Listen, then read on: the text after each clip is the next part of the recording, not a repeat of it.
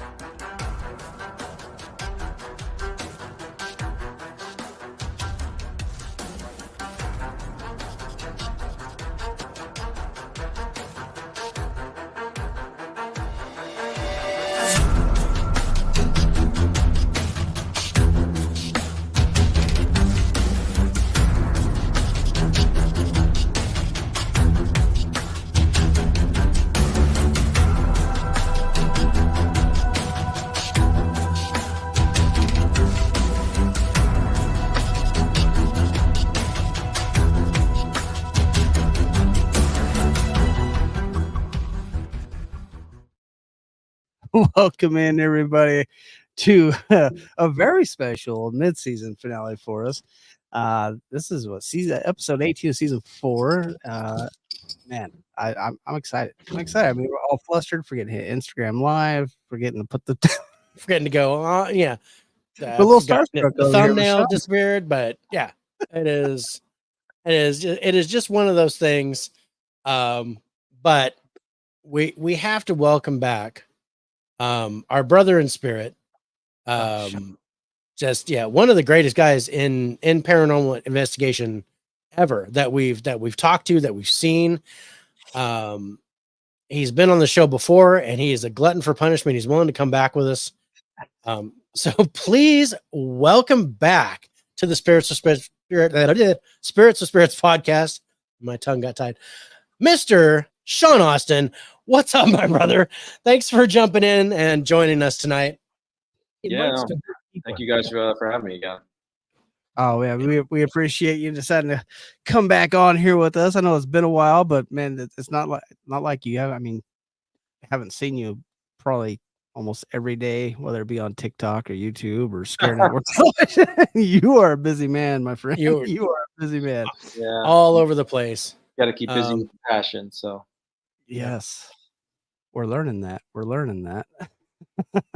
hear you. So yeah, speaking of passion, anything new on the horizon that's coming up? I know you've got a couple with Billy over at Scare Network that you're going to do probably next week. Yeah, we're going to film 2 documentaries next week. One's actually having to do with a residential home that approached me in Virginia, and another location that I actually wrote about in one of my books that had some pretty unique, unsettling experiences. As well as we have a documentary series coming out that we did with Billy that should be coming out the second week of July, I believe. It's going to be based on the Euro Shrine, a very unique, multicultural, spiritual place that this guy Rick had built out in Tennessee. It's definitely one of the most unique spiritual paranormal places that I've ever been to, that's for sure. So that should be coming out first. But yeah, we've been filming a bunch of other stuff. There's definitely more stuff coming on deck. Man, that's I like Amazing. hearing that you're I mean, because a lot of these past documentaries that you've been doing have been like these big buildings and these something not very well known locations, which I love. The like Yeah. never heard of Auburn Castle. I've never heard of, you know, some of these places they do it. Ur Shrine was I've kind of heard of it, but I never really got into it until I heard you guys were going over there, and then I, of course, had to go look into that place. But it's Mhm. nice seeing you go back to a residential place. How long has it been since you went and did an investigation That's over mine. and helped somebody out at their actual house? Well, I mean, sometimes it happens where, I'm not live, or I just go to try to help somebody out. Sometimes I'm there and filming it if it's the right situation, if they permit it. But I don't think we've actually done a lot for Scare Network when it comes to residential homes, and I thought it may be a good idea, and I thought it was a pretty interesting story. There's a, family that's living there, and there's some really interesting history, a lot of deaths that have taken place right around their property and the stuff that's going on in their home. I thought it was an interesting, intriguing case where the family wants answers, incorporated with the history. That could be something that we could put together to make a cohesive story. And of course, I think the best part about doing this stuff is bringing spiritual awareness to the reality of these things and what can actually happen. And the real stakes that go on with what people experience and what they endure, especially living in a home, and especially if you have a family and there's children around. Yeah, I know all about that one. I know all about that, but I love it. Actually, it's kind of one thing that I was missing with your guys' documentaries is not going to personal houses. Like that's one of the things I loved about Darkness of Suburbia was you're in this whole residential area Yeah. with multitude of Devil. houses trying to help these people one come to terms and learn more about what's going on in their house and helping them praying for the spirits that are in the homes and just bringing awareness and what's going on. And education actually seems to help out a lot with people that are dealing with paranormal experiences. And that's one thing I love about your investigative style is you actually bring a lot of investigation. Do you always give your, I don't want to say report, but your findings and talk to the property owners, even on these bigger buildings that you're doing, and kind of let them know what's going on and how they can move forward with what's happening inside their own properties as well? Well, when it comes to these big buildings and things of that nature, they kind of, I mean, I think these in the modern day age, it kind of is like a haunted real estate business out there. So there's a lot of people that own these places that are doing it for the sake of actually making money and getting the word out, and it's a business. Yeah, it is now. Obviously, if we're going and film a documentary there, obviously, we would be sending them a screener to watch and show them all the evidence that we got and put together in a nice, professional, cohesive story to bring, value and respect to the history on top of the, bringing validation to the potential claims that they're saying that happened there on a paranormal perspective. With a family, absolutely would, present the findings, incorporate with the experiences, things of that nature. But the most important thing with families is that they're living in a home where they feel safe and they feel like it's their sanctuary, which it should be their sanctuary, especially if they have children there. Yeah. And things, if there's an environment that's affecting it in an oppressive way, and it's affecting people on a psychological, emotional, spiritual, and even physical level in their homes, then that shouldn't be the case. I mean, our home should be the safest place. So, that's what these people reach out, for. Sometimes it's just for answers, and they might feel creeped out and stuff. Some of these things come to me. I get called to these cases, and because I pray for spirits all the time, I really believe that there's a lot of things that go on. And actually, the family door reached out to me and told me that ever since we agreed that we'd be coming out there, activity has spiked.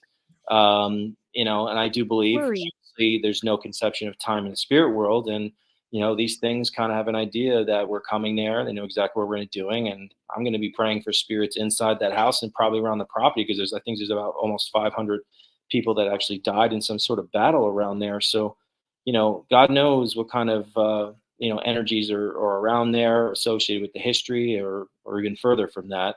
But that's happened to me many times before. I'll get some sort of premonition or dream or an introduction to things before I go there, or the activity will spike up before we land there as well. Oh wow, yeah, I love it. I love it. Yeah, the time displacement is really interesting because we've dealt with that on our show in particular with Amityville, where we were getting responses from Amityville before we even reviewed the place or even watched your documentary. We were starting to get intelligent responses and visions in our dreams and things like that. So we considered that like a synchronicity. Like we were like, oh, so it's like, is it calling to us? Are we supposed to go there? Or are they just noticing that we're talking about it and they want to just get involved? That's what I was going to say. It's, they're not calling to you, you're calling to it, and you're calling to it because you're acknowledging an infamous, profound spiritual event. And the Amityville case is one of the biggest, biggest ones I can imagine that's happened in the country. And I know firsthand about how much that case, from just even kind of peeking at it and talking about it, the things that can start to happen around you have happened to me many, many times throughout writing the story of my book and even the documentary. I mean, I talk about it. I mean, we had stuff happen when we screened the Amityville documentary in the town of Amityville with one of the owners of a metaphysical shop. Within 24 hours, Billy had actually heard his wife call out his name when she was sleeping, and then the owner of the metaphysical shop actually heard her child call out her name, and the child wasn't even home. And when we were driving to the screener that we were going to do outside, right around the block from the ambulance, out of nowhere, Billy got like a phone call number and just said 315. And I looked at my my speedometer, and it said 315 miles left to the gallon. And all of a sudden, I heard like a fly buzzing next to my ear, and I actually swatted at it and realized there was no fly there. So we were all experiencing something within 24 hours, and we're sitting there and we're presenting modern paranormal evidence associated with that case in close proximity to that profound paranormal event that had taken place, let alone the murders.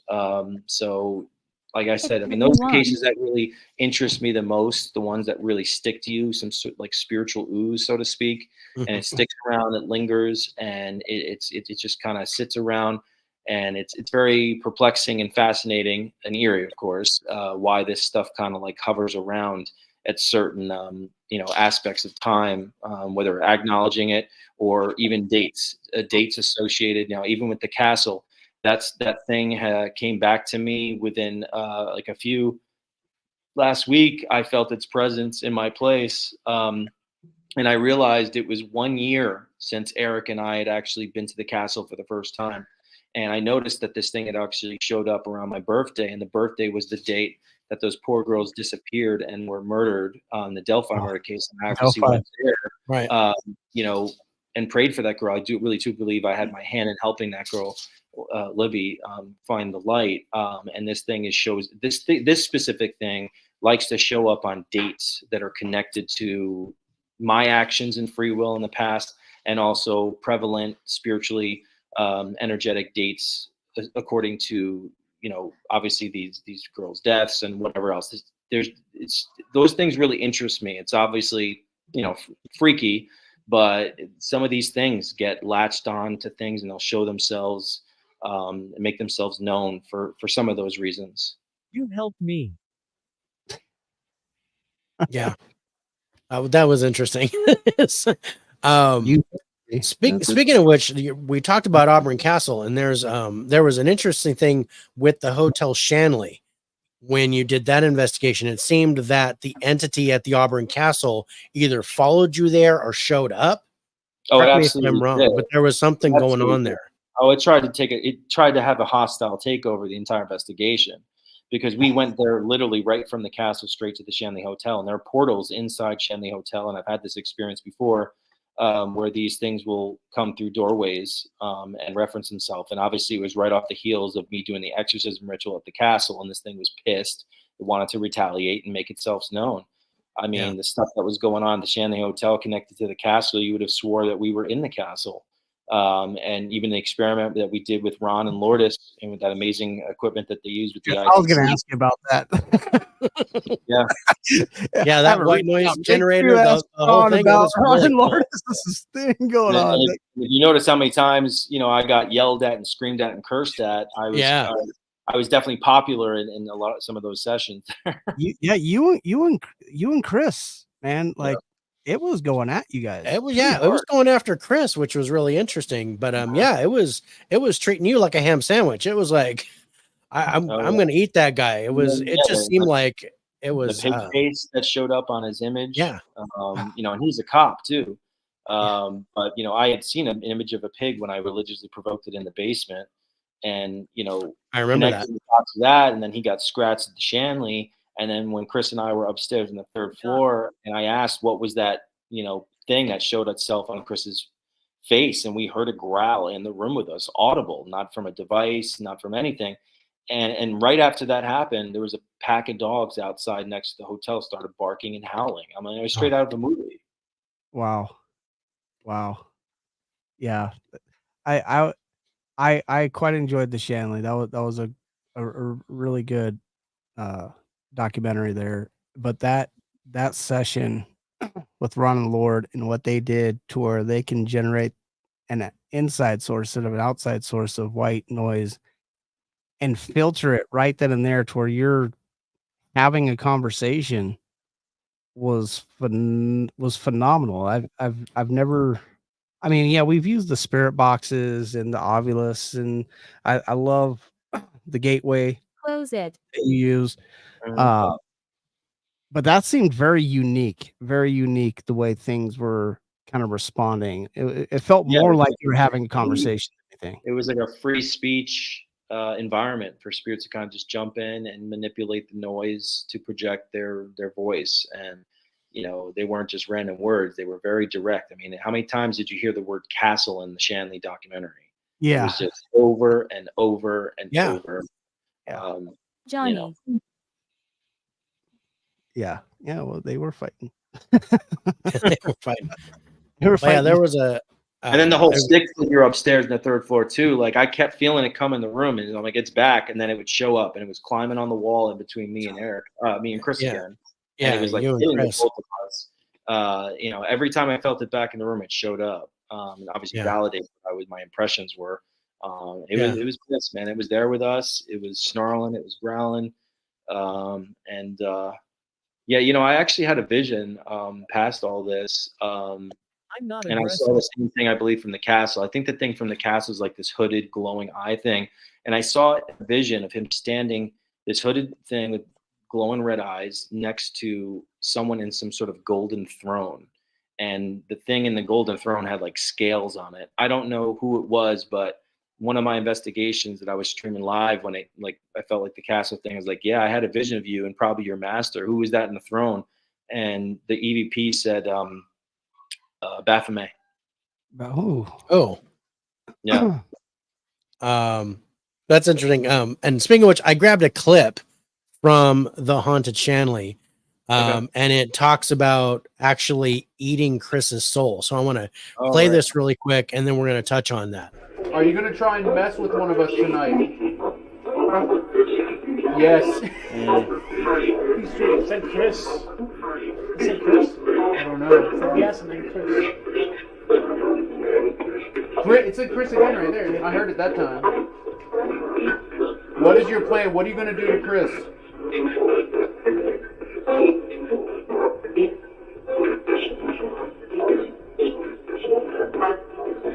I thought I almost heard eat his soul, which is what we got earlier. Yeah. So, yeah, because it was like eat his soul, and I was like, what?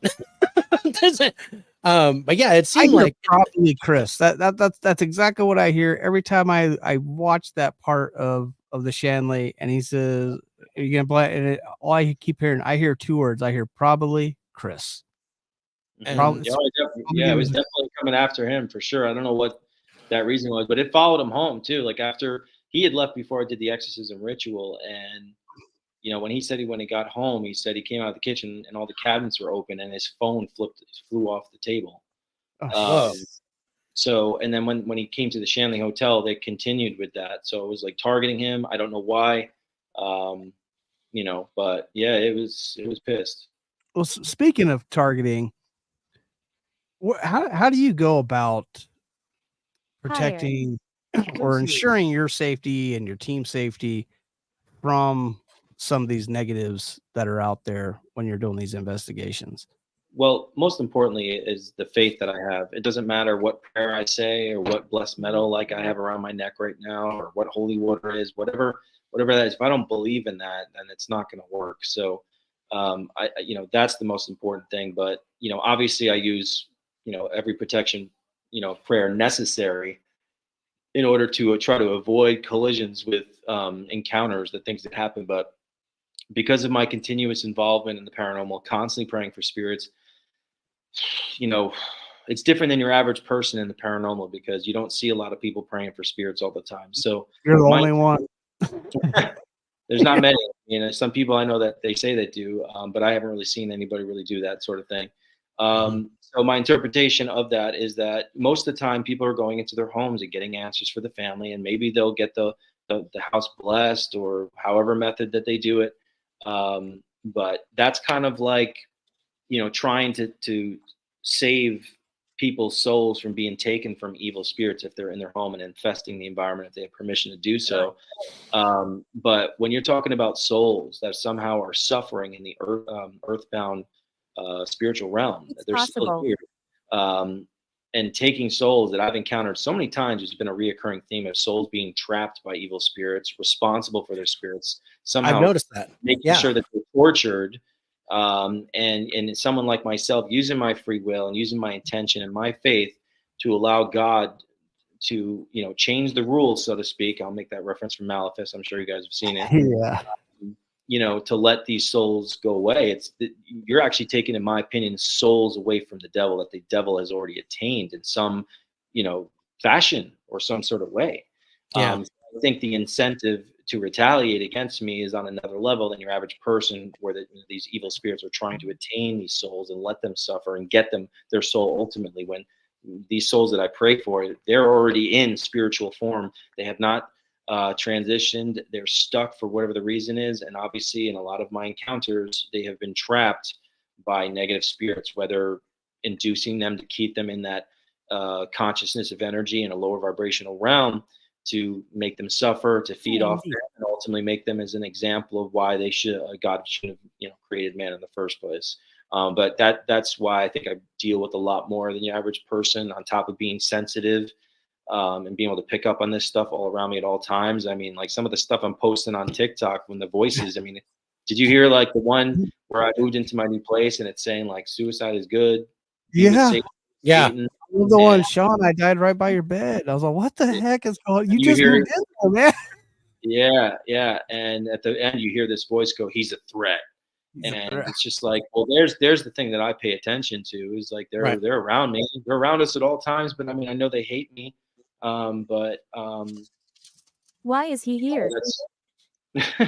Yeah, I was watching that TikTok the other night. I cannot believe, one, how chatty they are, but just the same constant voice going throughout, talking in paragraphs.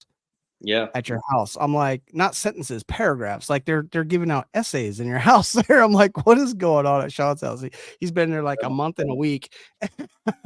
and no, I feel like the place I moved to is more active than where I was living in Connecticut. It's really super active. Wow.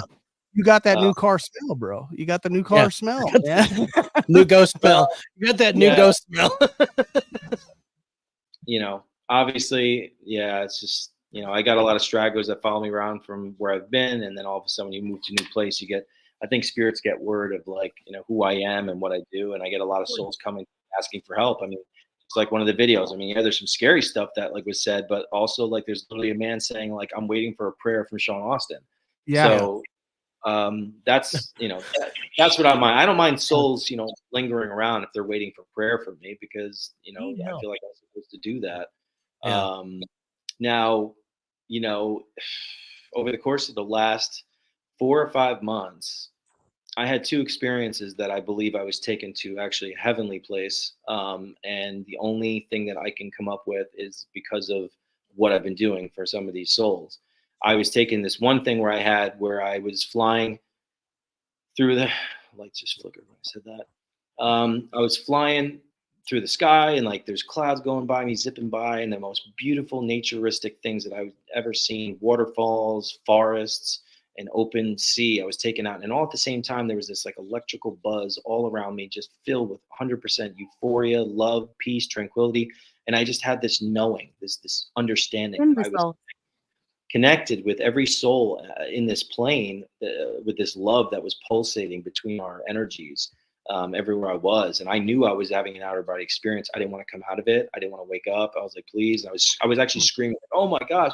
And my lips had this like, desire to want to open up my lips and scream. But I knew that if that happened, I was going to end. And I tried to hold on to it as much as I could. And when it ended, I woke up, I actually, started to tear up because I felt so unworthy to the place that I was. I'm just like, why was I taken there? And when I moved to my new place, it happened again. I was laying on the couch, and same type of feeling, the euphoria, just like this loving place. And I remember doing one of my live streams, and I asked, where was I taken to? And someone said heaven. I'm like, why? And it says, you do good work, keep it up. And God's something, like it was saying some like really thing. Yeah, I don't know. It's really fascinating to me. Like, you think that like people have actually had near-death experiences of having this like heavenly light around them where they didn't want to come back.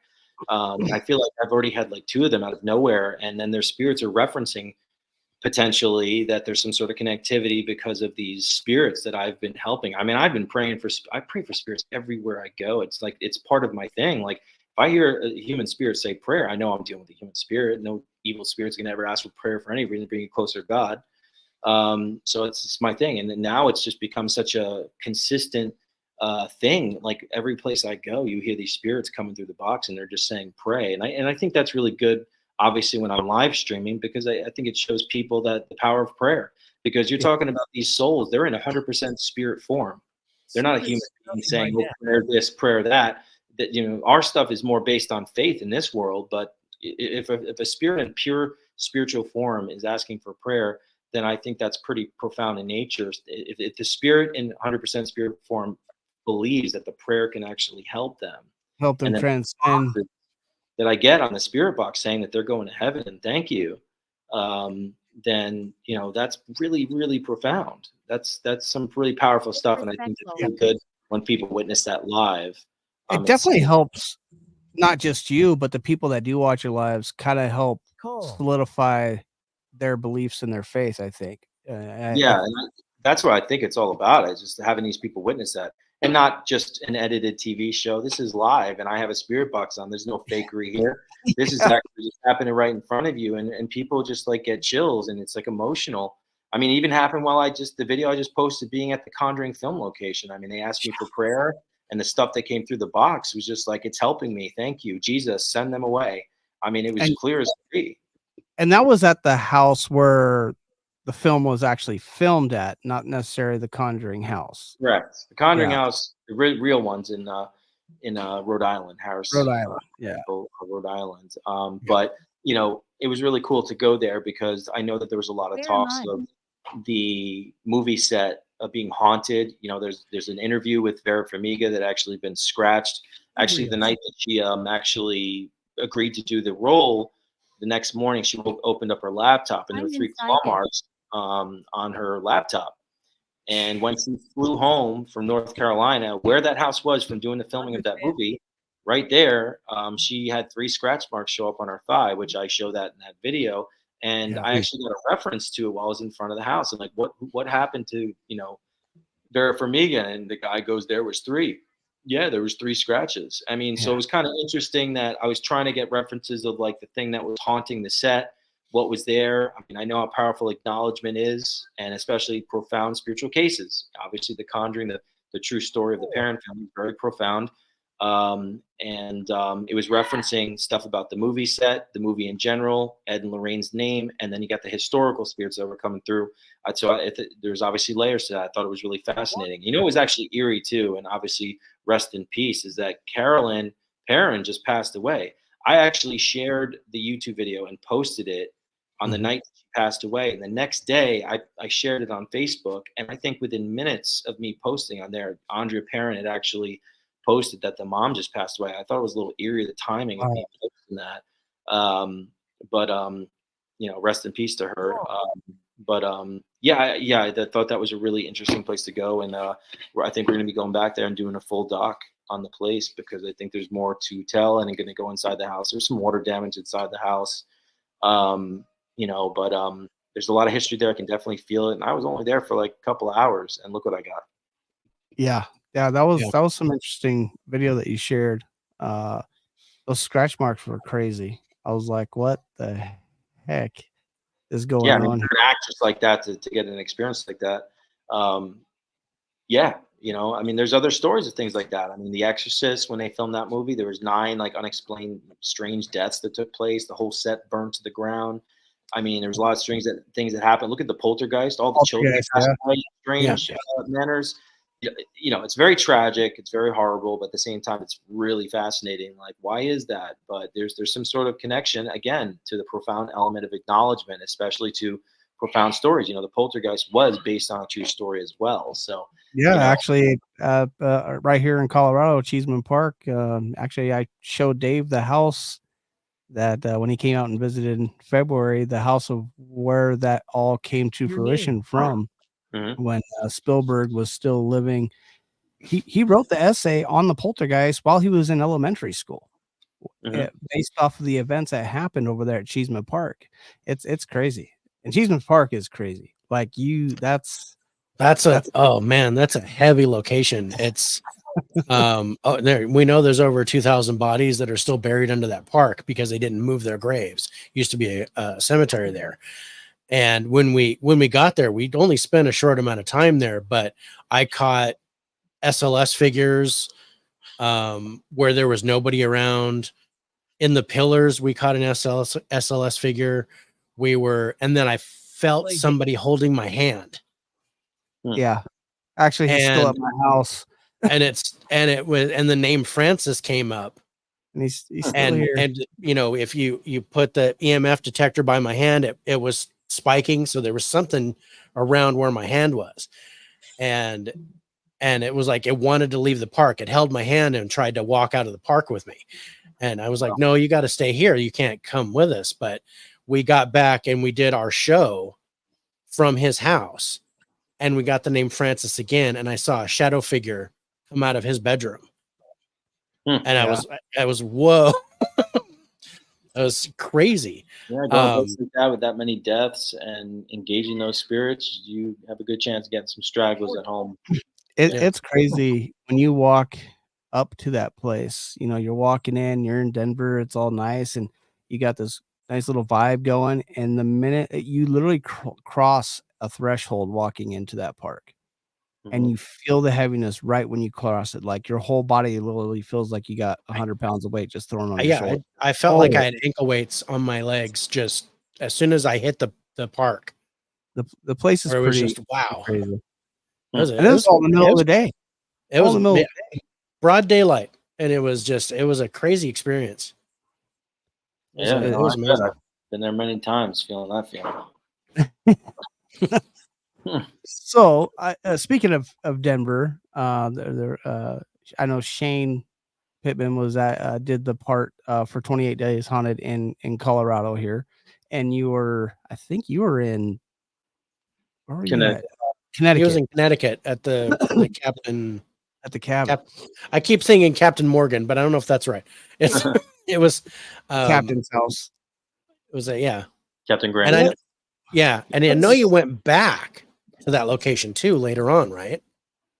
Yeah, I did 2 events there. And then also Billy and I, we filmed a little thing. I did a music video to the song that, Mercy Adelaide knew about while I was filming, and she's part of the song and did that whole thing, which you can obviously watch on my YouTube. Just type in Mercy 28 Days Haunted, and you can show evidence that you didn't see on the show leading up to the music video. Oh wow. Now I gotta watch that again. What is the difference that you can tell between a normal paranormal investigation, because you've done tons of them, and spending 28 days? Because the whole thing with the 28 days is the theories of thinning the veil, being there for 28 days. What was the big difference that you noticed being at a location for 28 days that's really different from just going into a place and investigating it? Well, being there for that long period of time, and we weren't just living there for 28 days. We were actually engaging spirits and investigating every single day, 7 days a week.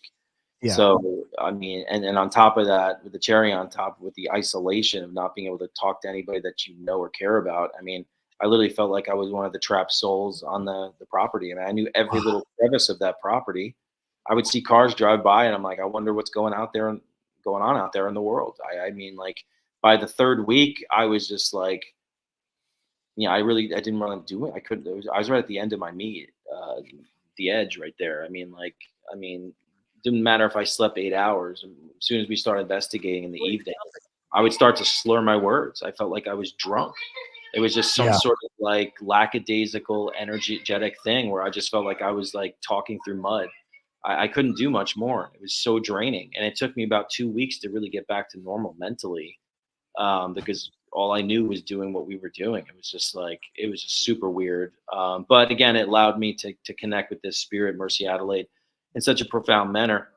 And that was my reason for being there, was my connection to her. Outside, it didn't matter about what we were filming there. And, that's what I take away from that. It allowed me to have this very beautiful, emotional experience with that spirit. Oh yeah. I honestly feel like that needed to be a whole lot longer. It seems like we I missed. agree. It was more like 28 minutes on it than it was 28 days. Yeah. Yeah, you're like that. That didn't feel like they spent 28 days, but you can see from day 1 to day 28 the strain it has on you. You can see that in the films and in the series there, the wear it has on all of you guys, and the infighting that it starts creating. Because again, not only are you there being affected by the spirits around you, but you're also being affected of being in total isolation. Yeah, and obviously I'm aware of those oppressive energies and what they do. And I saw the 2 guys that I was in the house with, they were starting to bicker, and one of the guys was coming after me, accusing me of stuff. I mean, again, those spirits that were there that were not good spirits, they knew exactly what we were doing. We were like gerbils on a wheel in a cage. I mean, they knew we had to stay there, and we were stuck there, and they were just using it as an opportunity to mess with us, and had more of a chance to do that than your average situation of a family just moving into a home, which is way beyond and way more extreme than Ed Warren would have ever thought about the 28 haunted cycle, because he was just thinking that a family moving into the perfect storm of a perfect haunting within 28 days, like the Amityville house, and that's, I'm sure, where he got it from, was just going to be like extreme thing that happens. But we were poking it every single day. We weren't just living there and poking the bear the whole time. Oh yeah, 100%. Yeah, I mean, even a person just coming in cold to a location that's not an investigator, Ed's theory is like, yeah, after 28 days, you're going to, and I think of it kind of like a frequency, to where you're like, your frequency is kind of melding in with the house, and that's why you're starting to adapt to the location, and then the spirits are adapting to you, and that's why the contact starts to happen. But if you're intentionally going there to make contact, then all that comes so much faster. And I'm sensitive to them as well. So I was way above the spiritual pay grade than the other 2 guys. I was being visited like every night. I'd raise my hand to someone that's standing in my bed. I mean, whispers in my ear, this and that. I mean, visions, you name it. Like, I had a lot of stuff happen. There's a ton more that happened that you didn't see on the show. Ton more. Yeah. I mean, we were going into like a dozen different directions, layers of that place in the history. Obviously, the core element was the whole story with the Captain Grant and Mercy Adelaide. So, that's what was shown. But we went to every avenue of all the stuff that had happened at that place. We did it. We did every little combination. We didn't even know what to do anymore because we tried like so many different methods of you want to try something different every day. It's like, what are we gonna do now? Yeah. Yeah. You know what I mean? Like, it's Throw like, flour on the floor and see if you get footprints or yeah, string with bells on it. pretty much. Yeah. Yeah. We're Yeah, gonna you're go trying back. to running out of ideas. I get I'm that. not sure. That makes a lot of sense. We had when you were talking about how you're being visited, especially with your heaven out of body experience where you felt you went to heaven. We had a similar I had a similar experience, only the opposite where we were talking about urban legends, and I can't even say her name anymore, but one of the urban legends that we talked about is a woman with the initials BM. And this is where you say her name in the mirror 5 times and I'm she not appears to sure. you, right? Mm.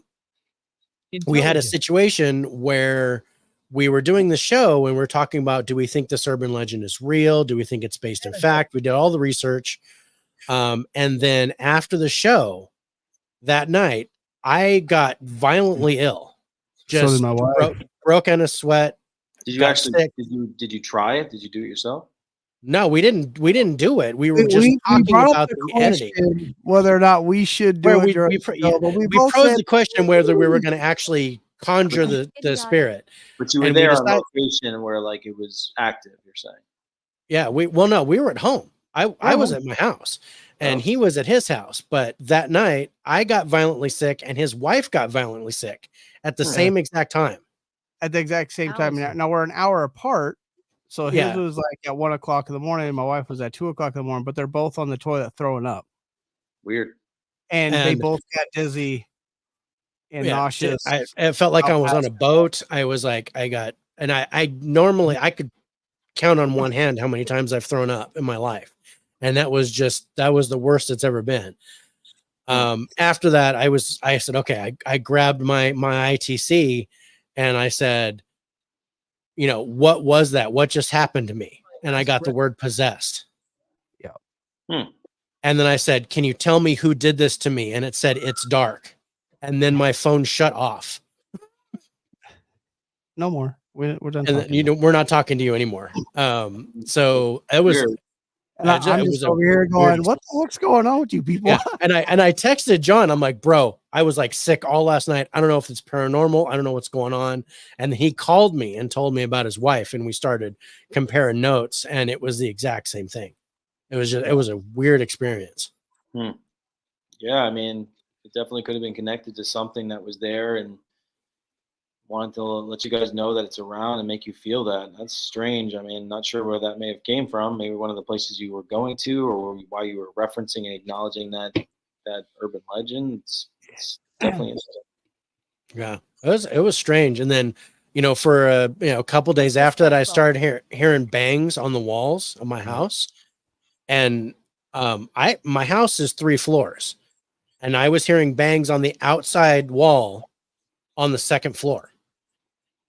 And there's no way to get there unless you're 10 feet tall. Well, where was the last place you guys went to that was haunted before you did that show? Right here. His house, Oh, My house. his house, and Cheeseman Park. Because we literally, I went to probably his where it place in came from. February. Park. And then we did Cheeseman Park in Denver, and we did an investigation and a show at his house, and his house is haunted. He has a portal in his house. But then I think it was March that we did the whole urban legends thing, and we talked about the lady in white and the Hook Man, which we didn't have any problems with those. It was that last one, and I still won't say her name. Yeah. She's the bowel movement now. BM. Yeah, we call her the BM. She's the bowel movement because it's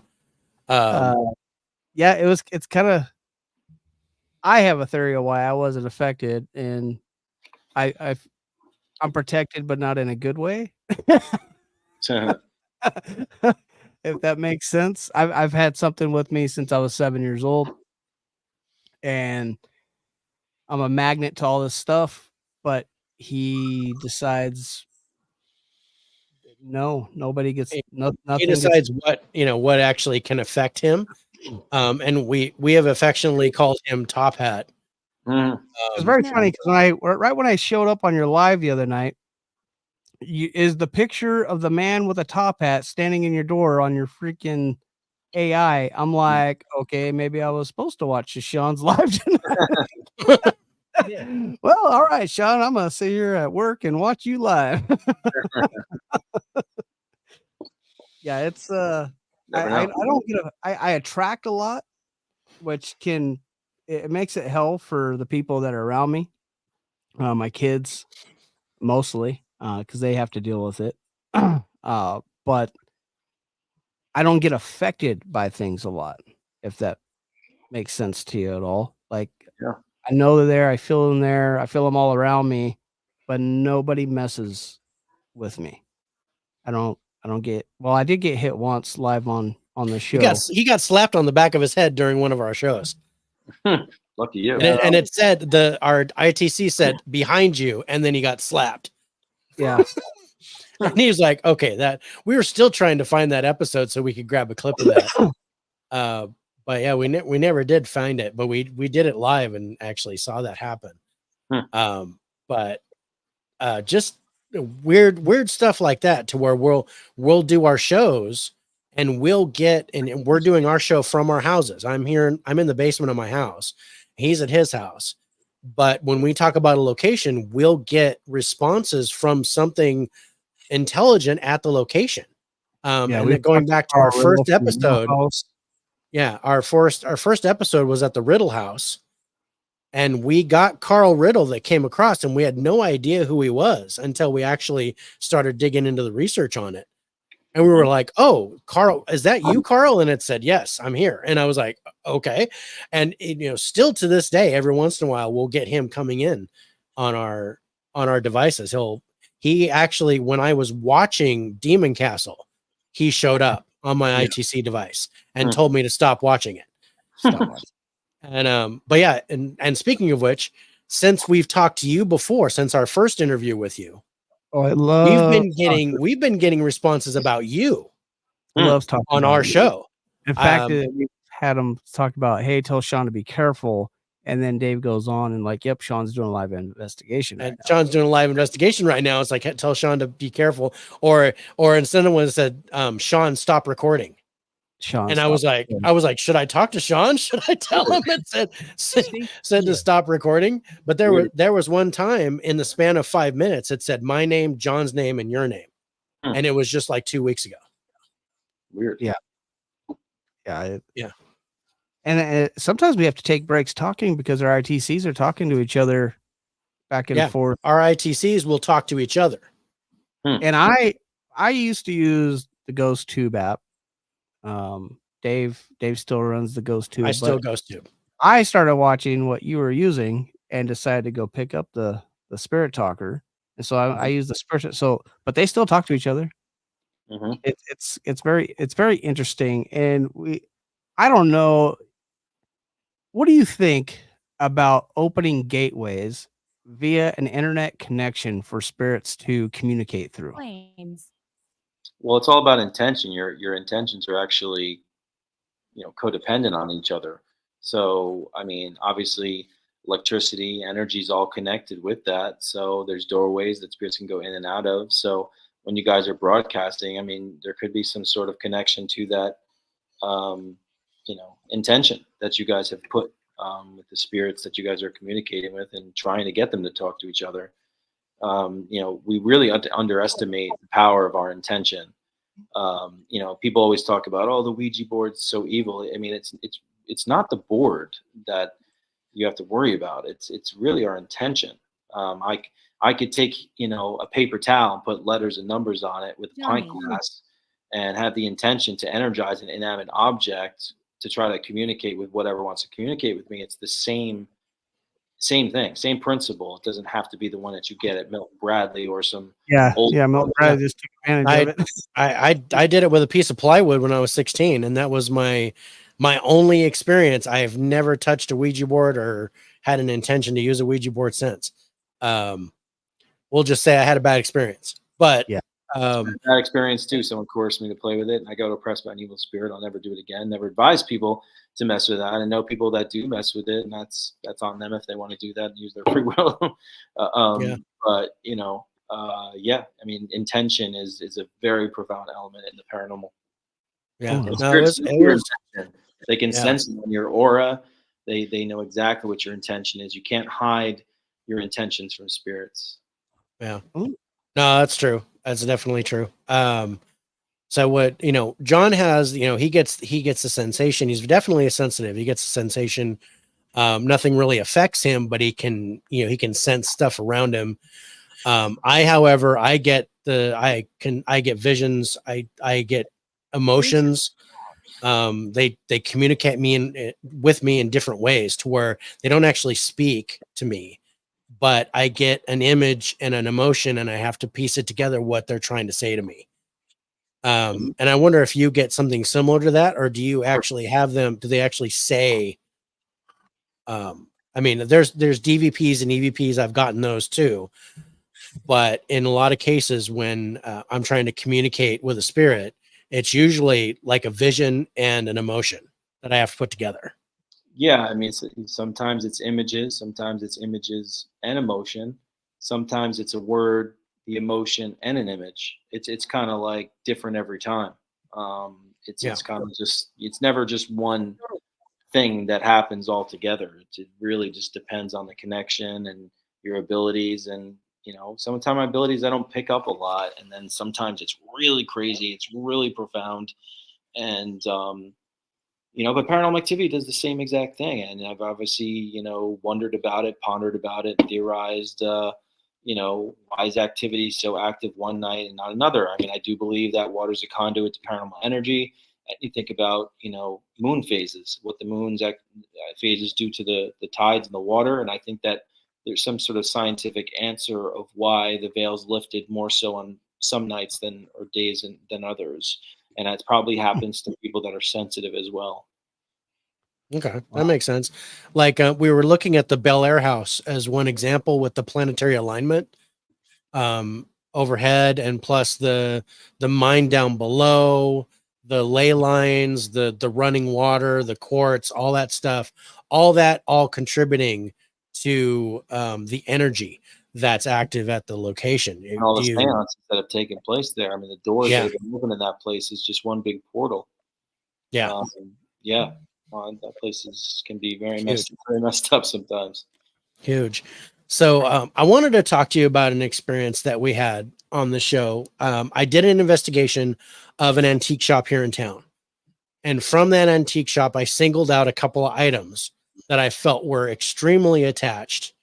We were getting high EMF readings, so on and so forth. So I brought them to my house, and we did a live investigation where we were actually just trying to investigate the object. And one of the objects was a transistor radio. This transistor radio, maybe from like the 40s or something, no batteries were in it, and it wasn't working, but it had an extremely high EMF. It spiked, buried the needle on our EMF detector. I was fiddling with it. I touched the tuner knob, and I had the image of a baseball game. So I described it live on the show, the baseball game, what was going on, what everybody was wearing. The only thing was there was no sound. All I could see was the images. And I thought that was weird because it was a radio, but all I could see was the picture. I wasn't getting any sound from the game. But as soon as I had that vision and that vision was over, I put the EMF detector on the transistor radio, and it was dead. Gone. There was no EMF at all. So we were like, did a spirit just pass from me describing that vision or telling that story? Do you think that's a possibility, or why would the EMF cut out after me getting the vision? Well, the theory that I could have is that the spirit actually used its energy to manifest and connect with you and give you that image to get acknowledgement to the history of that radio is with that person that was connected to it. And maybe that's why, and it probably just lost energy after that, because these spirits will try to connect with you and they use energy to do that. And maybe they were projecting those images to you so you could connect with them, and maybe it died out after that. Because obviously maybe someone that used that radio was very in love with baseball, and maybe you kind of just like soak that up, and then it may have lost energy. I mean, just because the energy stopped doesn't mean it's completely gone. Energy obviously never dies, but it may have just been enough energy for that to happen with you, and it may have taken some time at a later date, to go back to the radio. Maybe there may be energy there again. That's interesting. I should check that out. The antique shop's still here in town, so I wonder if that radio is still in play. But that makes a lot of sense, because I'm not a baseball fan, but I felt myself really enjoying watching the game. Yeah, and I normally don't watch baseball, so I know that emotion did not come from me. Yeah, I mean, that's what it's about. I mean, when people have these objects that are so important to them on emotional level, whatever it may be, radio, a doll, whatever it may be, that could be some sort of energetic connection to that soul, maybe a reasoning behind an earthbound soul staying behind, or there could be some residual energy around the item that you could have picked up on too. And once that was kind of bursted out, it kind of lost its, flicker of fire, so to speak, and then may have needed some energy to re-energize. I mean, there's a few different things that could explain why the EMF wouldn't go off afterwards. I just want to point out, after you got done talking on the first part, and you're talking about the radio maybe still being there, it said village, which Dave understands what that means, and it says go back there. So that's kind of like literally almost saying the name of the place. Yeah, it was the Village Antiques was the name of the place. Oh wow. Yeah. So that's fantastic. That's interesting. Go back. And we are planning on going back. Go back end of July. Yeah. Nice. So that's going to be interesting, because his shop's changed. He's got all new items and stuff like that, and we know there's a shadow figure that has attacked him, that's lunged at him. Lunged at us. Lunged at me, and because I was there live, and he was on. Well, actually, it came at us from the cabinet. Yeah, that was a crazy thing. It made me jump on camera, because it came right. It made him jump from Colorado, because I opened a cupboard and the shadow came out from the cabinet right into the phone, and I jumped and he jumped at the same time. But it was interesting. It was a crazy investigation. Yeah. And that cabinet is still there. So can't wait to walk into that store. Yeah, I can't wait to walk you in that store. Time to go back. But I found that, I mean, for me, I know my top 3 most haunted locations are always prisons, hospitals, and antique shops, because of the items that are there, and the spirits don't know where they are. A lot of times there's clashing. Have you done any investigations of antique shops, or have you noticed artifacts and stuff having spirits attached to them, and have dealt with those in the past? Oh, I've been to many antique shops. I actually went today to go look into getting an investigation, which is going to happen at some point. A local railroad museum, and they had a bunch of railroad memorabilia there. And as soon as I walked into the antique area, not where the model trains are flying around, I was like, whoa, I felt a burst of emotions just kind of hit me, and getting anxiety in my stomach. I'm like, oh, yeah, it's definitely active here. And there have been some investigations there. So I look forward to checking that out. But, I think hospitals a lot, I connect with some of the souls that have suffered there. And it's just, sometimes it gets really over the top. But for my favorite places, I love going to a place that I've never been to before. That really excites me. Going to a place that you just don't know what's going to happen. Yeah. A place that you haven't been to a million times. It's like, what kind of energy are you going to connect with? Are you going to have a profound experience tonight? Is there going to be something that really just stands out to you that you will be unforgettable? That's on the table with all these investigations, as we attain more knowledge from these experiences as we further our research. So that really excites me, and on the opportunity to help souls too, and bring awareness to that. Yeah. Speaking of new locations, we have just gotten approved And I told you a little about this, Sean, off camera. I just got the approval for the location. So we're doing a live investigation of the Barn Theater in Porterville. Got approval from their board. We're doing an overnight investigation on August 1st. Nice. So it'll be our first investigation, like full investigation together at a location. Nice. Yeah. And neither of us have ever been there. I read up on the history and some of the haunted stuff. It's got some great activity. I can't wait to see what we get. So Nice. I'm feeling the same way. The anticipation of going to a new location and not knowing what you're going to get. I can't wait to do it. It's like Christmas. I definitely know you're preaching to the choir with that one. Yes. Yeah. I'm sure that'd be a good investigation. Yeah. I mean, yeah, I would love to go to Pennhurst, but remember. I'm almost positive of what I would get at Pennhurst. Yeah. But I know it's an active location and I've never been there before, but a lot of people have. I've been there a few times. Yeah. So, and then the other thing coming up is the Warrens Paracon in Gettysburg, which is coming up in September. We are also going to be there. Nice. Well, I guess So we're going to be helping out with the Scare Network TV booth and doing a live podcast from the convention on that Saturday night. very cool. Oh, it's going to be awesome. I'd love to just grab people and interview them and just I got this feeling of like being Dan Patrick's show on Super Bowl Row the week before Super Bowl, being at that place. I love Gettysburg. That whole place is haunted. It's everywhere. The energy is everywhere. yeah, another place that we've never been. I mean, I personally have never been east of Nevada, so love it. that's all new territory for me. I'd love to visit the battlefield and do an investigation there if we can, time permitting. We're going to do that too. Just walk around and just see what we Yeah, get. you got it. Set up some cameras and walk Yeah. around. That's gonna be a lot of fun. I can't wait. But we're looking forward to seeing you there. Did you confirm? Are you coming? Yeah, I'm going. Awesome. Yeah. Can't So, wait. yeah, we'll look for you. Yeah, absolutely. We'll be blessed. Yeah, it's gonna be awesome. All right, Sean. Real quick.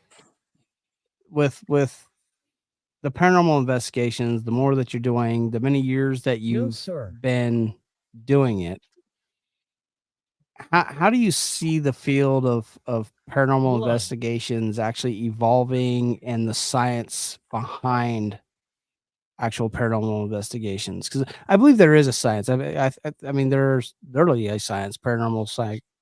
What do they call it? Paranormal science. I don't know what they call it. I drink. Parapsychology. I got you, bro. I got you, bro. Spirits with spirits, Sean. I drink during the show.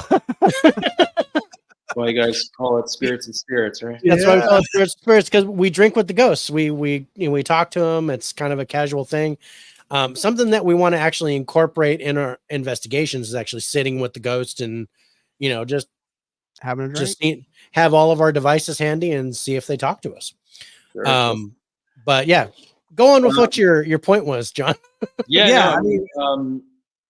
No, with technology, I think that it gives us the opportunity to innovate our methods and our tools to close the gap and give us more answers. I actually have had an idea about an app for the paranormal for quite a few years, and I did doing research with EVPs, and that actually may be coming to fruition somewhat soon.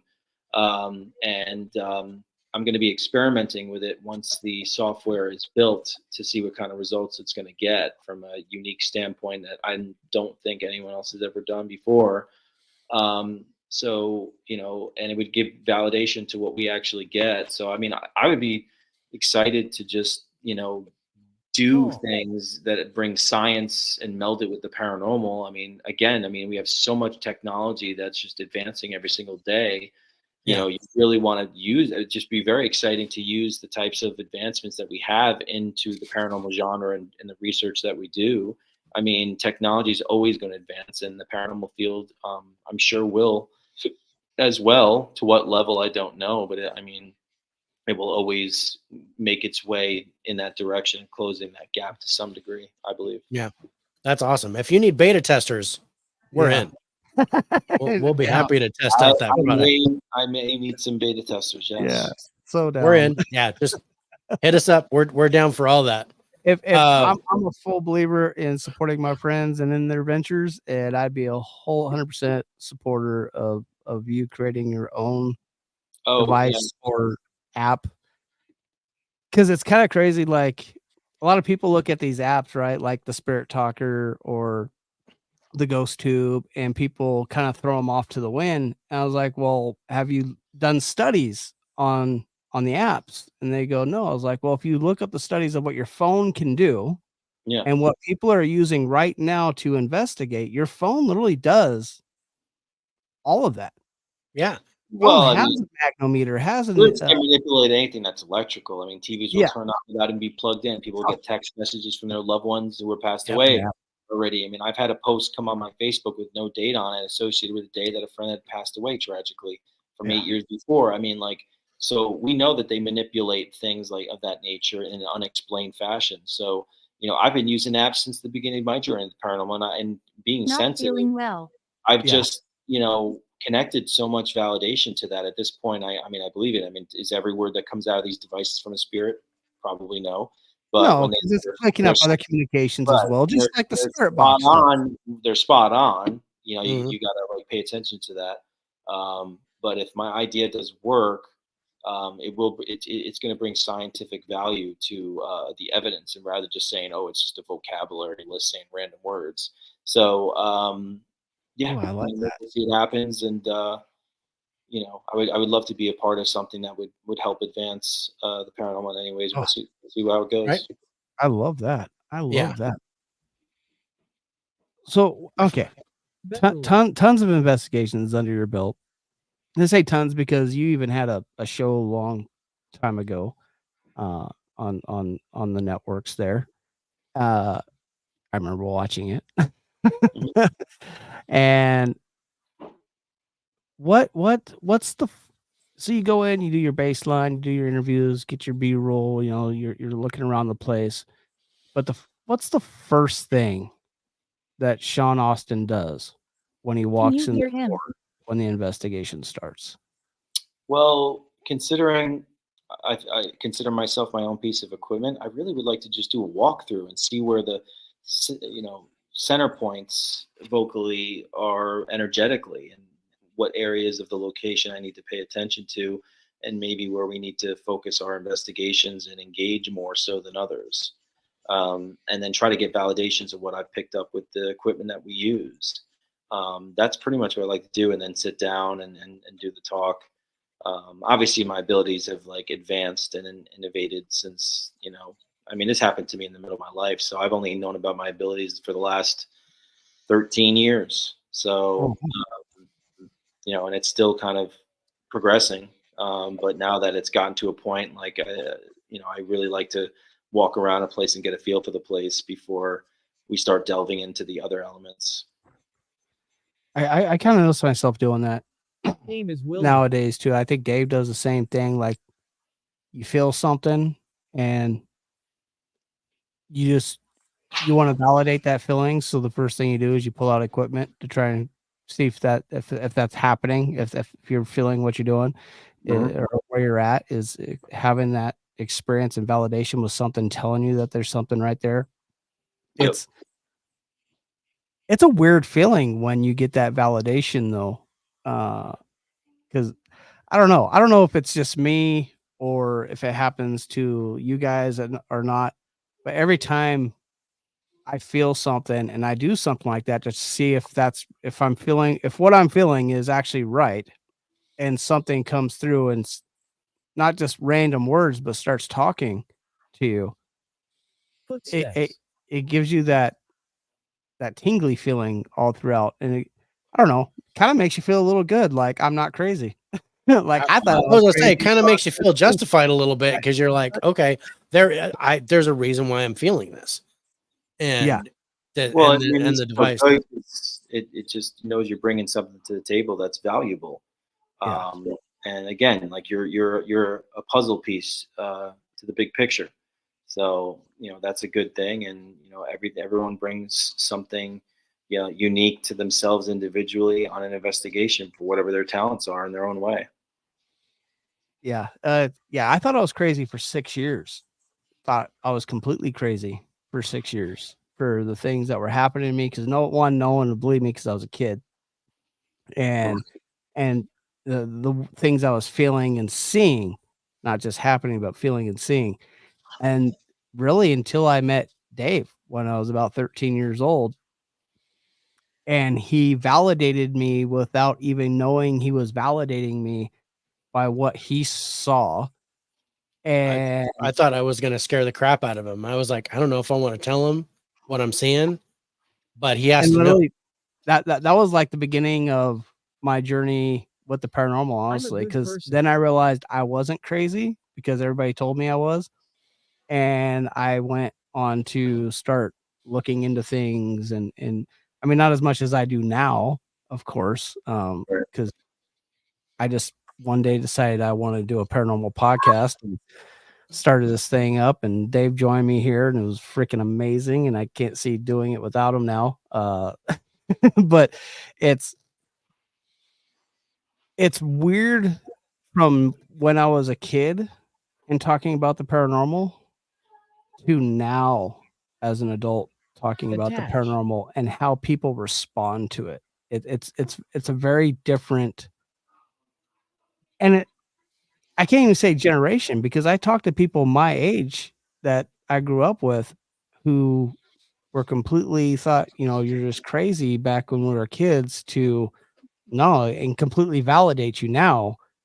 It's just where the acceptance with the paranormal between the 80s to 2024. Do you see that as well? I mean, Yeah, I mean, a lot more people that are open to it. I mean, if you took away TV shows and all the entertainment value to it, I'm sure a lot more people would not be interested in the paranormal.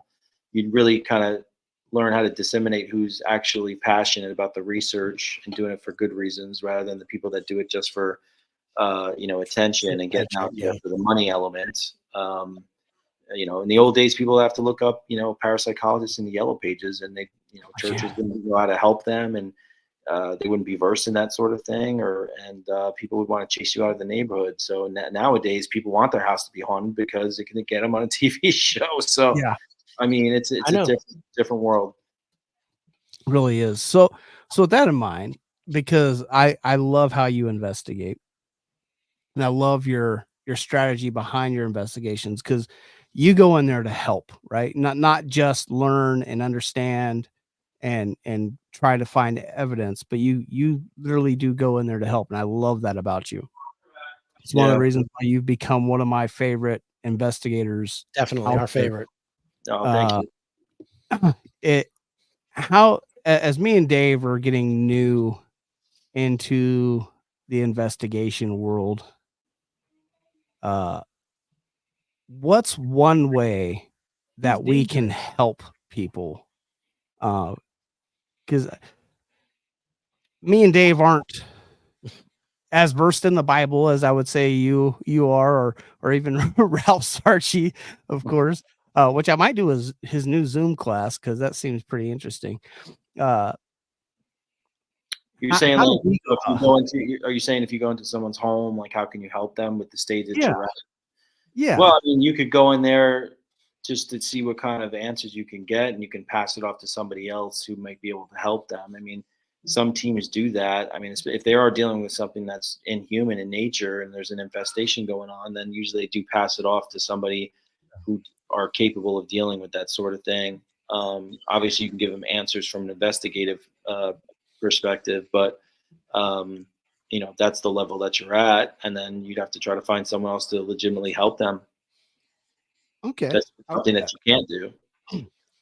Point them in the direction too, is because when you go into these people's homes and, like, you do an investigation, like, things can get worse for the family too. So it depends on the stakes, the things that are going on there, because these things know what your intention is, and they can start targeting all of you for trying to help them. Even if you end up trying to have say for instance, like you were going to end up reaching out to me and you went to this house, like they'll start targeting you. They'll come to me because they know all these little, ripples that are being created are going to lead to potentially these people getting the help they need and displacing whatever negative energies that have permission to be in their environment at home. Okay. All right. I like that. I love having knowledge behind me, and I do, as much as I want to go do the investigations, I also don't want to necessarily leave people worse off than they were before I got there. It's just not how I'm built. Mm-hmm. No, we want to be able to help. That's the thing, is we're like, we would like to be in that position where Sean is, to where he could come in, investigate, and actually help help the owner out, help the spirits out. We want to be able to do that too. Now, I am very secure in my faith. And I am versed in the Bible, but it's been a while. But I know that I'm not the type of person that can pray for somebody and have them pass on. But I feel that if I believe in it and I do pray for them, that I think it would help. Well, I mean, the intention is the most important thing. If your intention is to help them and you're believing in that prayer, then, just at the chance that could actually happen, I think is a good thing. Doubting yourself is something that's not helpful in any avenue of life, really. Right. I mean, that's a mistake from the start. If you come in and second guess yourself, then it not only does it, you won't be able to help the spirit, but you could be a vessel for an attachment if you don't believe in yourself and you don't believe in what you're doing. And you got to be careful too, because once you start praying for spirits, you could potentially start dealing with what I deal with too, because in some of these circumstances, there's negative energies that are holding some of these souls trapped, and they'll get pissed. They'll get pissed and they'll hover around and they'll look for opportunities to retaliate. Beside you. Like the Raven Mocker, John. Oh yeah. I did not like you, Dave. I'm telling you. Not like me. I said I don't believe in the Raven Mocker. We did a show on it as one of our cryptid series. You shouldn't say that. Don't I shouldn't have said it. I said I didn't believe in it. And I mean, ever since then, I've had 2 ravens flying over my house, and not just ravens, big ravens, like huge ravens. And I was just like, okay, maybe I'm sorry. Just can you leave me alone, but you follow me around. Now. It's funny. Yeah, it's like you said, intention is a powerful thing. If you come in with the intent to do good, then you'll do good. But don't doubt yourself coming into it. I had an experience that's very profound to me, and I believe when an angel came to me, when I was laying in my bed, I felt just this brightness, lightness around me. It was years ago, and this angel spoke to me. The first thing it said to me was, "Peace be with you," and it gave me some messages how to deal with dark energies. But then this other statement that I think that it's a statement that we should all live by, and it was, believe in yourself to be greater than you think you are. And in my opinion, it's not just about the faith in God that you have. You have to have faith in yourself to be able to accomplish these things. We don't want to use God as a crutch, because God's like a caring parent. I mean, they send our souls here to learn, and we have to have faith for that guidance. And that's really what those angels and God are for, to guide us. But they're not here to live the lives for us and just provide us with miracles. We have to work hard. We have to learn how to cope with things, and the most crazy experiences that we have to go through that are hardest for us, those are the moments where you have the opportunity to make these choices where you can learn from it, not let history repeat itself, and progress for you as a person in this world, and ultimately eternally for your soul. So I think that's really important, to have faith in yourself, and not just use it on the spiritual level above us. We need to have that connection with God, but you do need to believe in yourself that you're capable of. You are annoying. Yeah. Well, I mean, we are made in His image, so that's one of the things that I've always strived for, is to believe in myself and, have that balance in mind and spirit, to where I am confident in what I do and what I see. But, a long time ago, people didn't want to know what I saw. People thought I was crazy. Even up till about 15 years ago, people thought I was crazy. Mm-hmm. But since then, I've done investigations as a medium, not as an investigator, not with equipment, but just coming to a location and telling people what I see and what I feel and what's going on, so that they know, okay, this is why I'm getting this activity in my house. And that seems to help the homeowner, even though I'm not able to pray for them, and I don't know, at the time, I didn't feel like I had that level of faith to where I could pass someone on with prayer, but with the intent, you can. But I did feel that I could help the homeowner by at least telling them what I see and telling them what I feel is going on, so that they know that they don't have to be afraid of something. Because 95% of the time, it's a spirit that was in the house that passed on, that just hasn't been able to go up. But there are those times where there's something inhuman that is holding them there, or something inhuman that is taken over a location, and that's where you have to be careful. Absolutely. I love it. I love our talk, Sean. This is great. Yeah. How do you deal?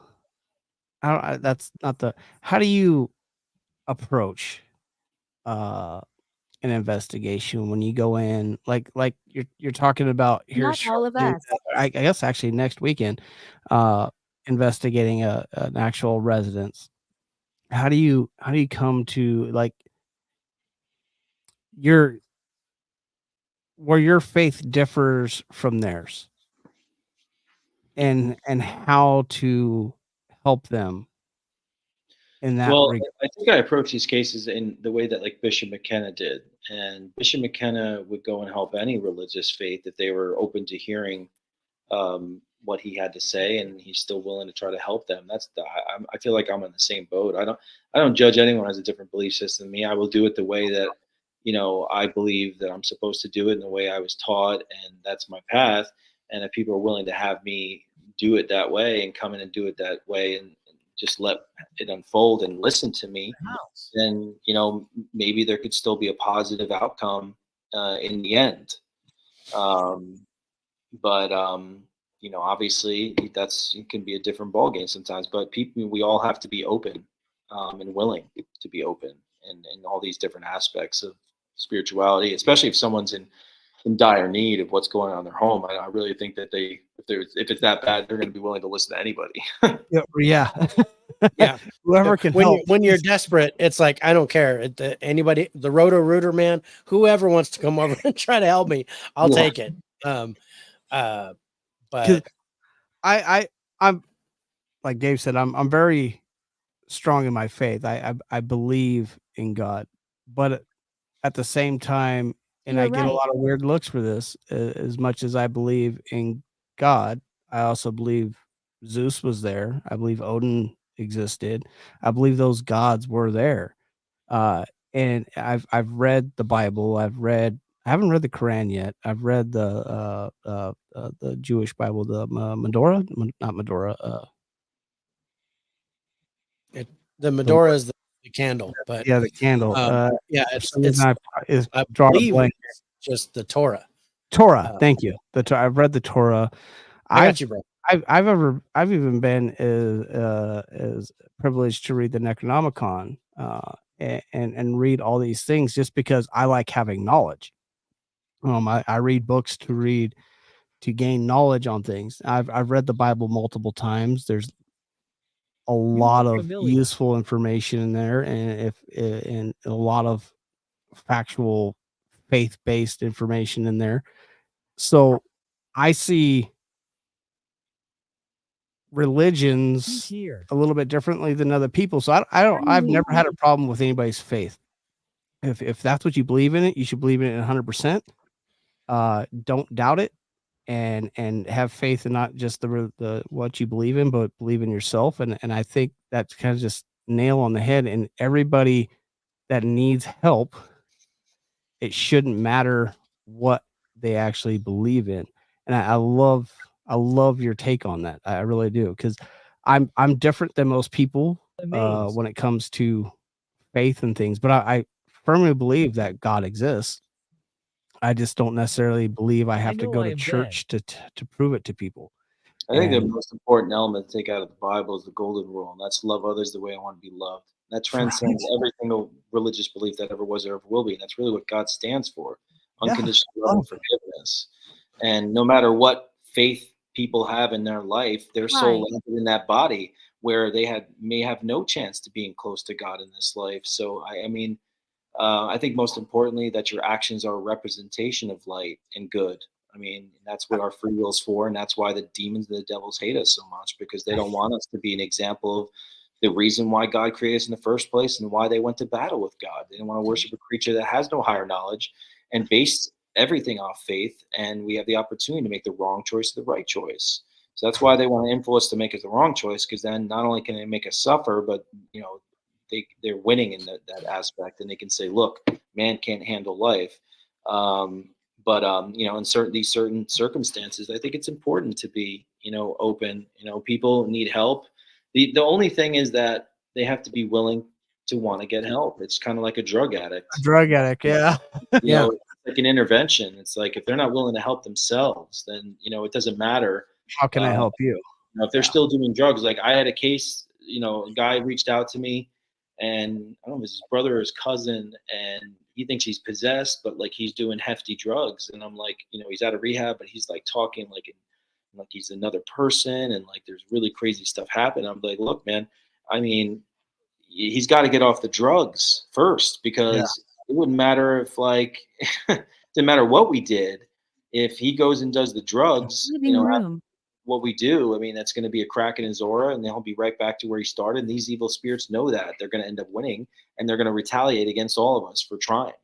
So, he's got to be willing to help himself out. And that goes for all these families' homes too. I mean, these things can reach back and have an opportunity to creep in at any moment where we have a dark moment or indulge or whatever it may be with the actions of the individuals that had the haunting in the first place.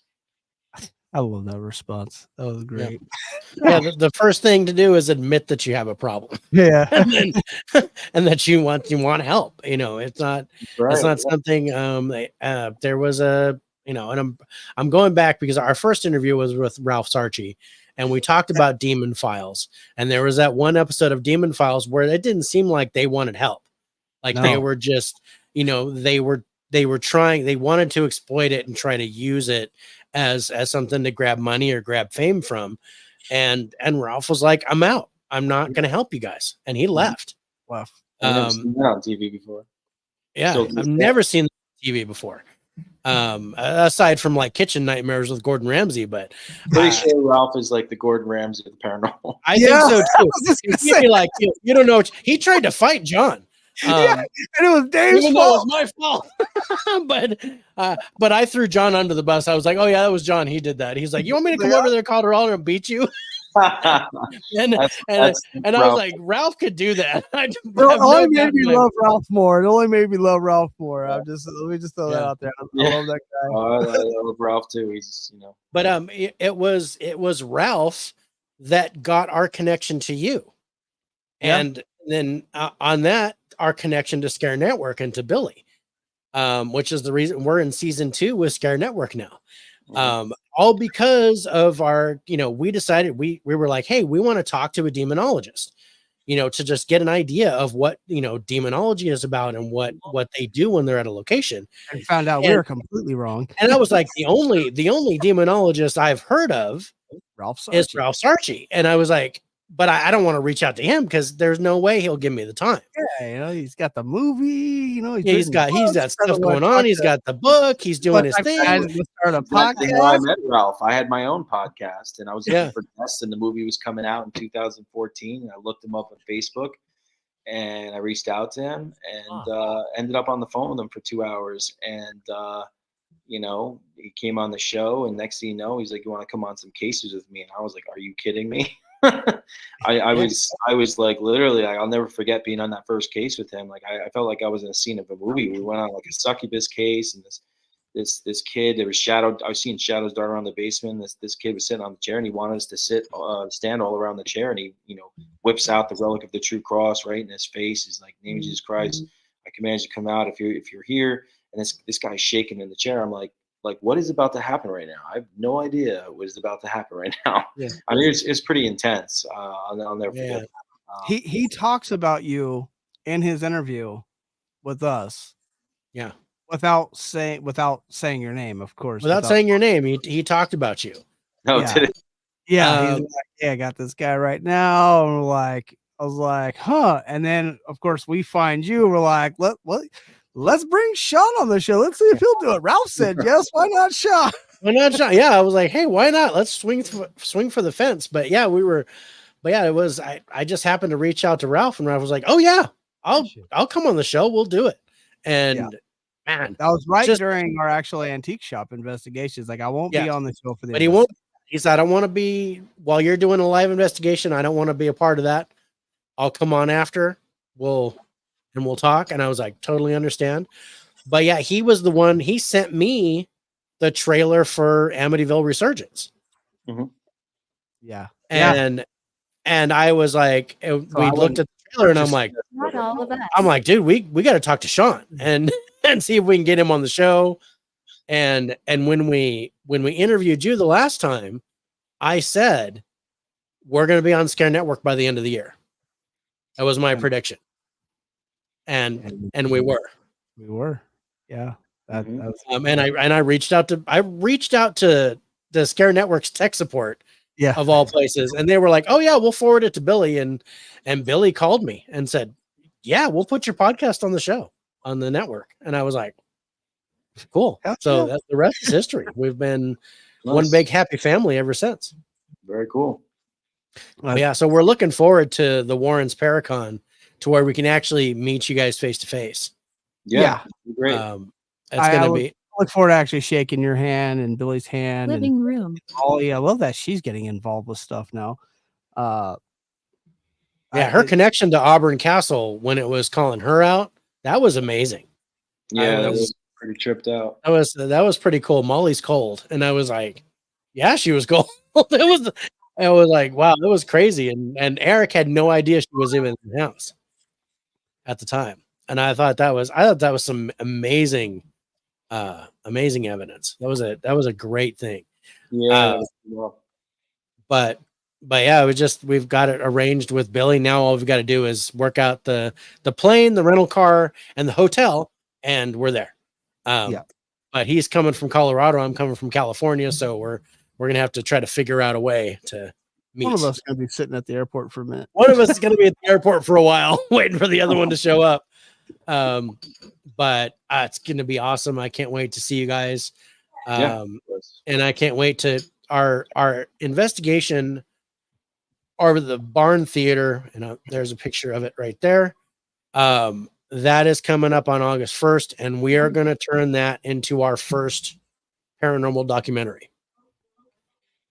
Nice. Which Billy has already agreed he'll put it up on Scare Network TV. So nice. that's gonna be awesome. We're gonna take our best stuff from the podcast and the live investigation. We're gonna review the place and score it, because that's kind of our niche, is that we review paranormal locations. And then we're gonna put it together in a documentary, and hopefully it turns out really well. It'll be my first one that I'm gonna edit and direct and do all ourselves, where John and I are gonna work on it and do it all in house. So it's gonna be interesting. I'm gonna see how that turns out. I know there's a lot of work ahead of us. A lot of work ahead of us. It's gonna be tedious.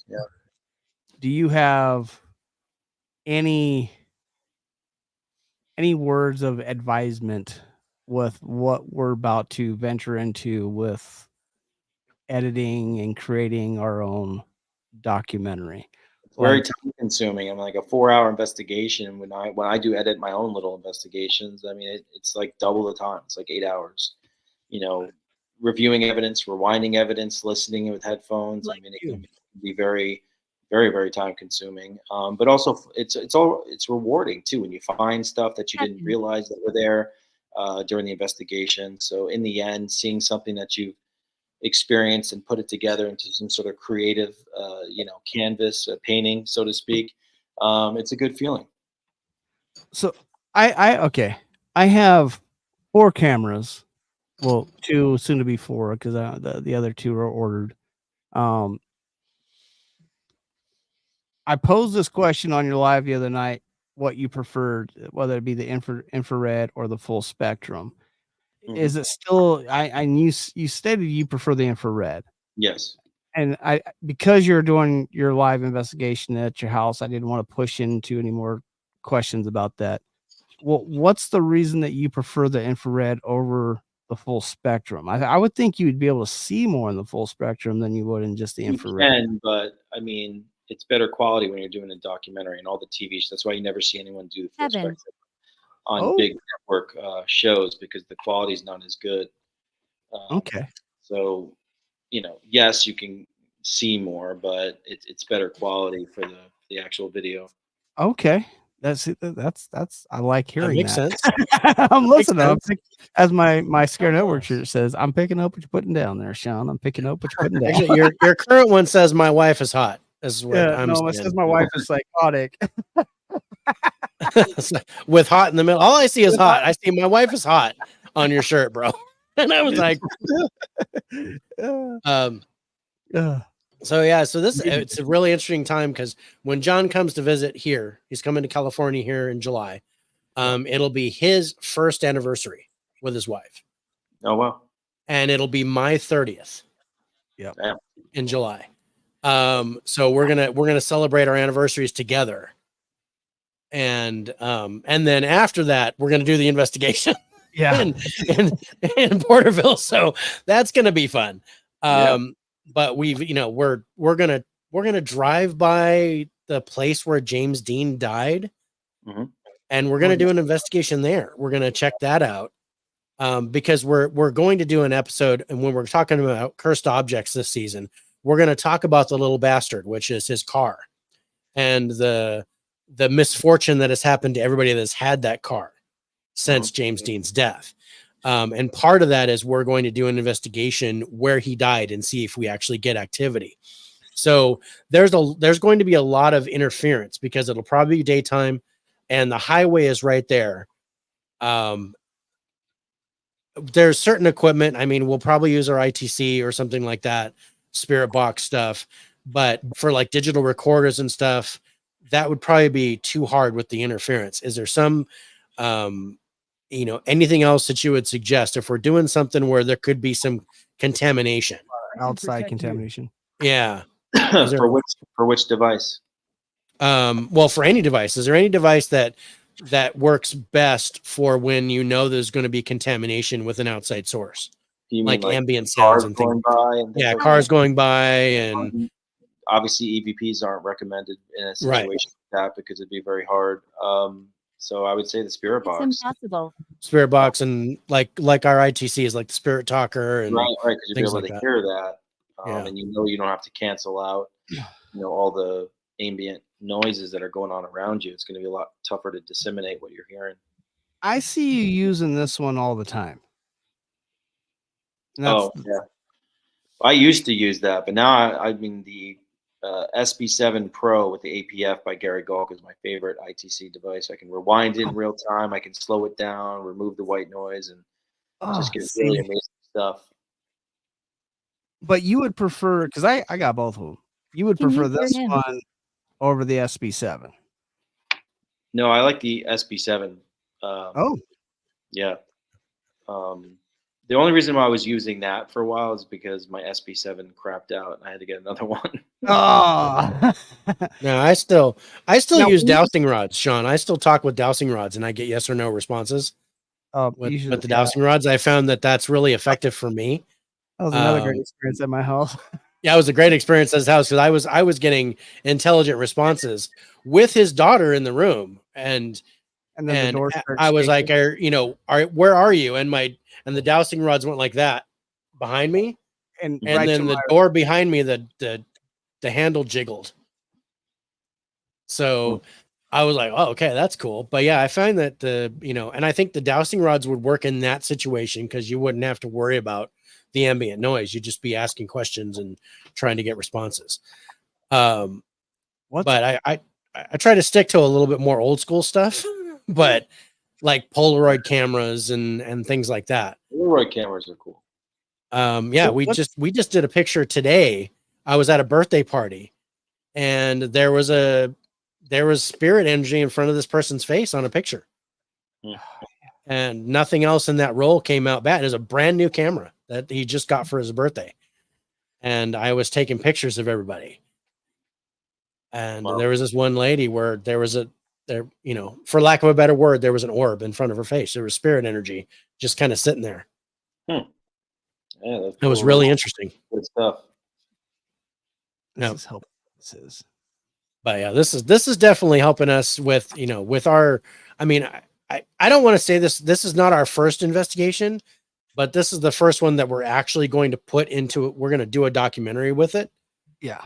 Usually our investigations have been either just live or we've just done it on our own and presented like a couple bits of evidence on the show, things like that. This is the first one we're going to do a live investigation at the site and then take that with our camera work, our review of the place, and I'm going to put it together for a big old documentary that I'm looking to be about an hour and a half to 2 hours. Nice. Because I'm getting ready to do an investigation of a Masonite cemetery in July, right before I head up there, which I'm going to record and everything. I don't know if I'm going to go live yet with it because it's still considered during our summer break here. Leave here.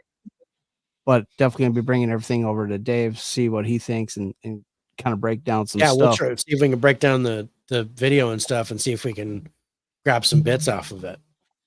Mm-hmm. But I have a cemetery here that we're going to look at too. There's a cemetery to the east of my town. I'm in a small town in California. But the cemetery is no longer consecrated.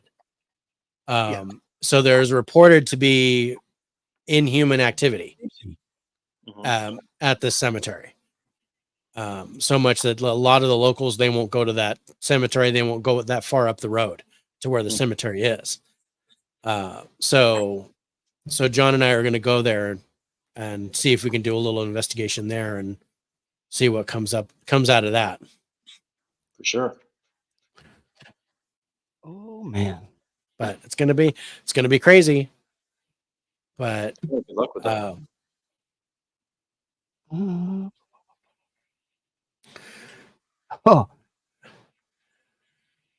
I don't know how much more time you got, but I still have more questions.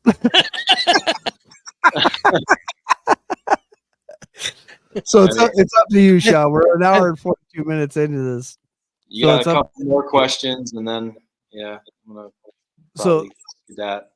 One of the questions that I got is, what do you think is one of the biggest misconceptions of an actual paranormal investigation or documentary or whatnot? Besides the fact that you get to watch an hour to 2 hours of an investigation when you spent 9 hours there. Well, I mean, if you're talking about TV shows in general, is that, I mean, it depends what type of documentary you're watching. It depends who you're watching. It depends how they're presenting things. I mean, are they embellishing things? Are they, because it's not like that. Like you said, I mean, you spend hours and hours at these places. Sure, I mean, I could probably count on both my hands in 14 years investigating the paranormal where I've seen like objects move by themselves. It's very rare, but you see these people put up these videos with like things flying around the house like it's like the climax of the Exorcist movie. It's just not happening. It's BS. We've so talked there's a lot about of misconceptions of that. I mean,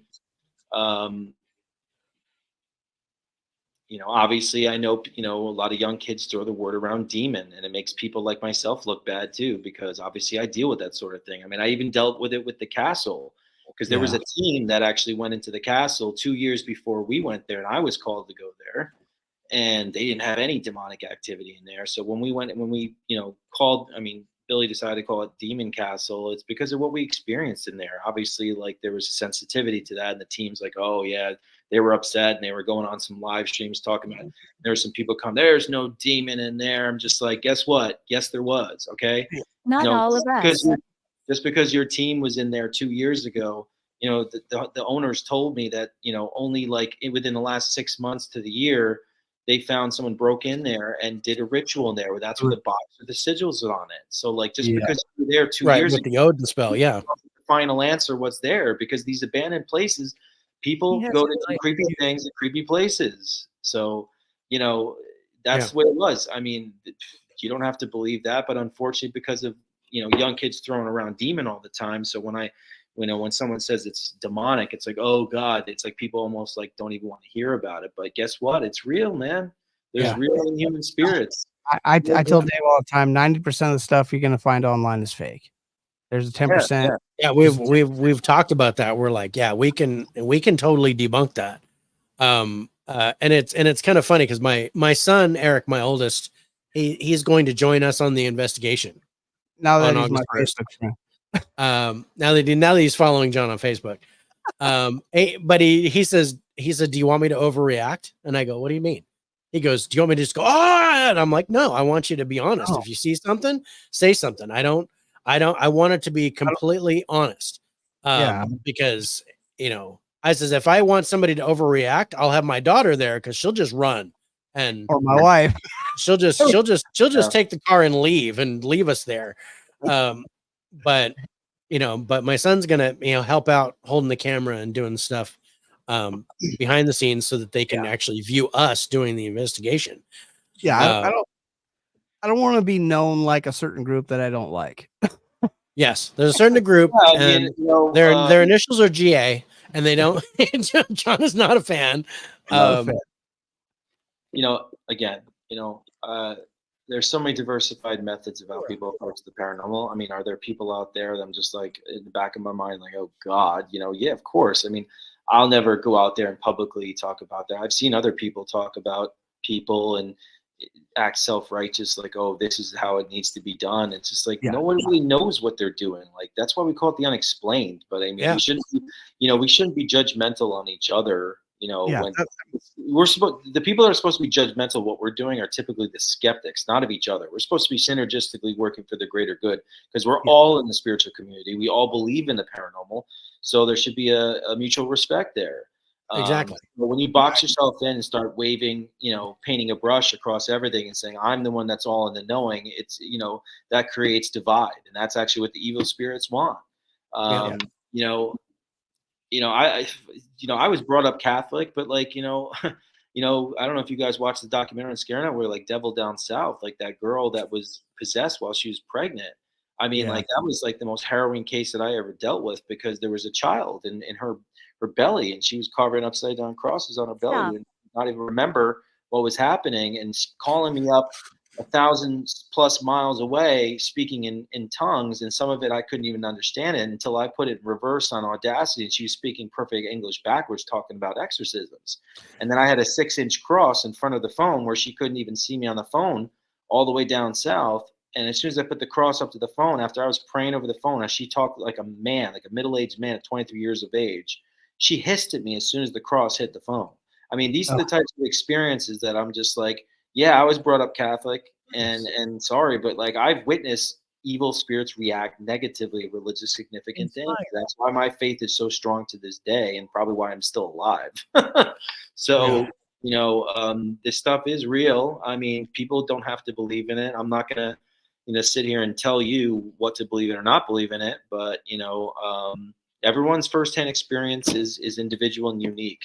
I mean, I love hearing people's stories, but, it's unfortunate the way the current state of the community of everybody. It's just competition and all knowing and self-righteous hypocrisies, jealousy, backstabbing. It's like we're supposed to be the furthest thing from all of that because we're supposed to be spiritual people. That's why psychic gifts don't even work. When, like I just brought this up on my live stream last night doing a talk. It's just like, remember the guy James Randi? Oh, I'll give you $1 million if you prove your psychic gifts. Yeah. You know, guess what? Your psychic gifts aren't supposed to work if you're using it for materialistic reasons. Yeah, you can't use it for personal gain. It's not. Yeah. So That's not how that works. Yeah, never knowing. As Bel House says, there are rules. there are gift rules. It's a gift to be able to use to help others. So it will never work to get a suitcase of cash.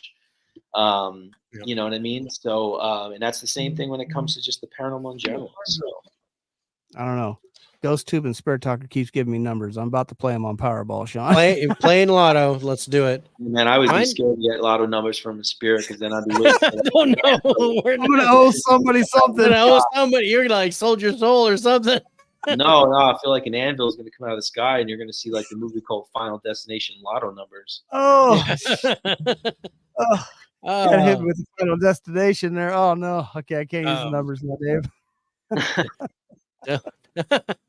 But, Yeah. And there was weird. Just Am I dead? I guess you're dead. That's an interesting question. There's a weird experience, and it's happened to me quite frequently, more times than I even want. And I'll tell you this story. It's really quick. I was driving home and I saw a neighbor that was at the gas station getting gas, and I felt something was wrong. I stopped my car. I pulled into the gas station. I walked up to him. Why? I just out of nowhere, no thought in my head, I put my hand to his chest and I said, "You need to go to a doctor. Please go to a doctor and get checked." And I couldn't explain why. And like I said, this has happened too many times for it to be a coincidence. And he was a nurse in a surgical hospital. And he's like, oh, okay. And I'm sorry. I don't want to scare you, but please get yourself checked. He had a heart attack 2 days later and died. And that's happened to me way too many times. And I don't know if this is something that you've seen or felt or heard of. Anybody have this? I've had premonitions of bad things happening. But even though it was brought to you, and I think it doesn't feel great, that there's nothing that you could have done. I mean, I think one of the first premonitions I ever had was like I saw my friend's father in a hospital bed, and I told him, and he's like laughing at me. And like the next morning, he collapsed on the floor, and because of my vision, he brought him to the hospital. He was fine, luckily, but like there's other instances. I remember I kept on hearing kept on being shown like terrorist. The Eiffel Tower, and I was hearing terrorists. And I told people about a bunch of people that it was 8 months before like that big, huge attack that happened in Paris years back. So I couldn't control anything over that. I mean, it's just you're like an antenna. You just pick up. You're just kind of receiver, right? You're just like yeah. I mean, some things and I do for specific reasons. Some things will come to you unbeknownst to you, and you might not know the real true reason until you pass away. Some things will come to you where it's going to be like connected to something that's definitively going to happen, where you will be interacting and involved with that. So I mean, it's just all over the map. Yeah, it's not something that's. I mean, it's never something that's like I can actually make a change here. It's just like I know, I feel this, and most recently with my mother-in-law, who had an aggressive form of cancer. She was in the hospital. And I went to my sister-in-law and I says, you need to bring her home because you've got 24 hours. And I did. It just came out. And they're like, okay, so they brought her home that night. I said, let's get family together. We get family together. We all have a great dinner. And she's there, and she passed away the next day. Mm-hmm. And it's just like, it's just happened too many times to me.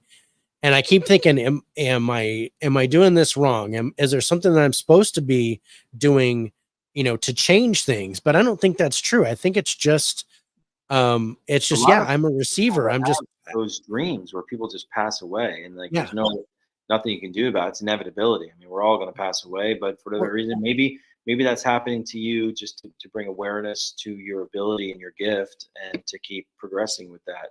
Those little signs, even though it hasn't shown you the exact culmination of the answer that you were looking for. But if you look at the whole thing as a big picture, it is beneficial for you and awareness to you as an individual and progressing with your spirituality. Because it's still a gift. It's still an ability that you're receiving information. Obviously, you were validated because of the events that unfolded after you had said what you said. Yeah, the unfortunate event, but yeah, it's just happened too many times for me to scoff at, to just go, oh no, I'm just, it's just a thing. But because there was a long time where I just wouldn't say anything. I'd feel it, and I just wouldn't say anything to anybody, and then something would happen. And I'm like, well, now I feel that I need to say something. Mm-hmm. And I do, and it still doesn't change anything. But yeah, it's something like, I don't know if it's validation or if I'm just picking up something. Because I pick up on cancer. If someone has cancer, I'll give them a hug, and I'm like, you need, please get checked. And a good friend of mine had testicular cancer, and he was the only one that knew about it.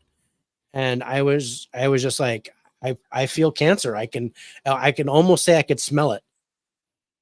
And he just, I can't believe it. No one knows this. I just found out yesterday.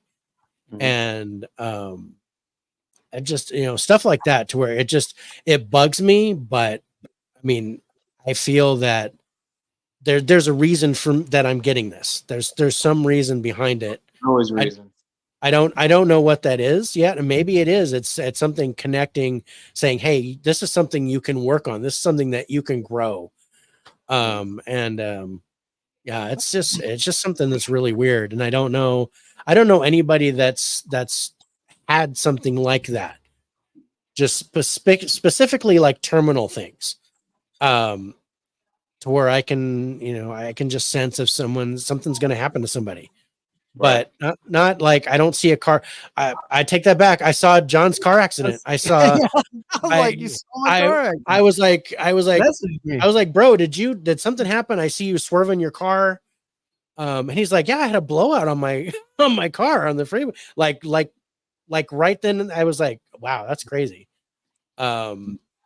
But fortunately he was okay. But I was like, I see you, like something happened and you swerve to miss something, or that like you're swerving. And he was like, yeah, I had a tire blowout. I didn't miss it at all. I hit it. Hey, he didn't miss it. I was like, well, you were trying to miss it. But yeah, it was just something I've been curious about. And something that you said kind of sticks to me right now. How it's like, we can't change how someone believes. So if someone doesn't believe in you, then you can't change that. I can't do anything about it. And this is the reason why I don't like to call myself a medium, because I don't want to go to someone and self-validate and say I'm a medium, and I want them to see that for themselves. That's the way I felt when I first started out. Even when I went to Demon Files, I knew I had some sort of discernment, but I didn't want to be labeled a medium. I wanted to prove myself. And on the Demon Files, you understand how excited I was when I sat there in the hotel room with this moment where I was on the bedroom of that house, and I heard the name Billy. I'm like, I just heard the name Billy, and like to have that recording right after that, and you hear a little boy say, "My name's Billy," right after that, I was like jumping up and down. I'm like, oh my God, I have like clear validation.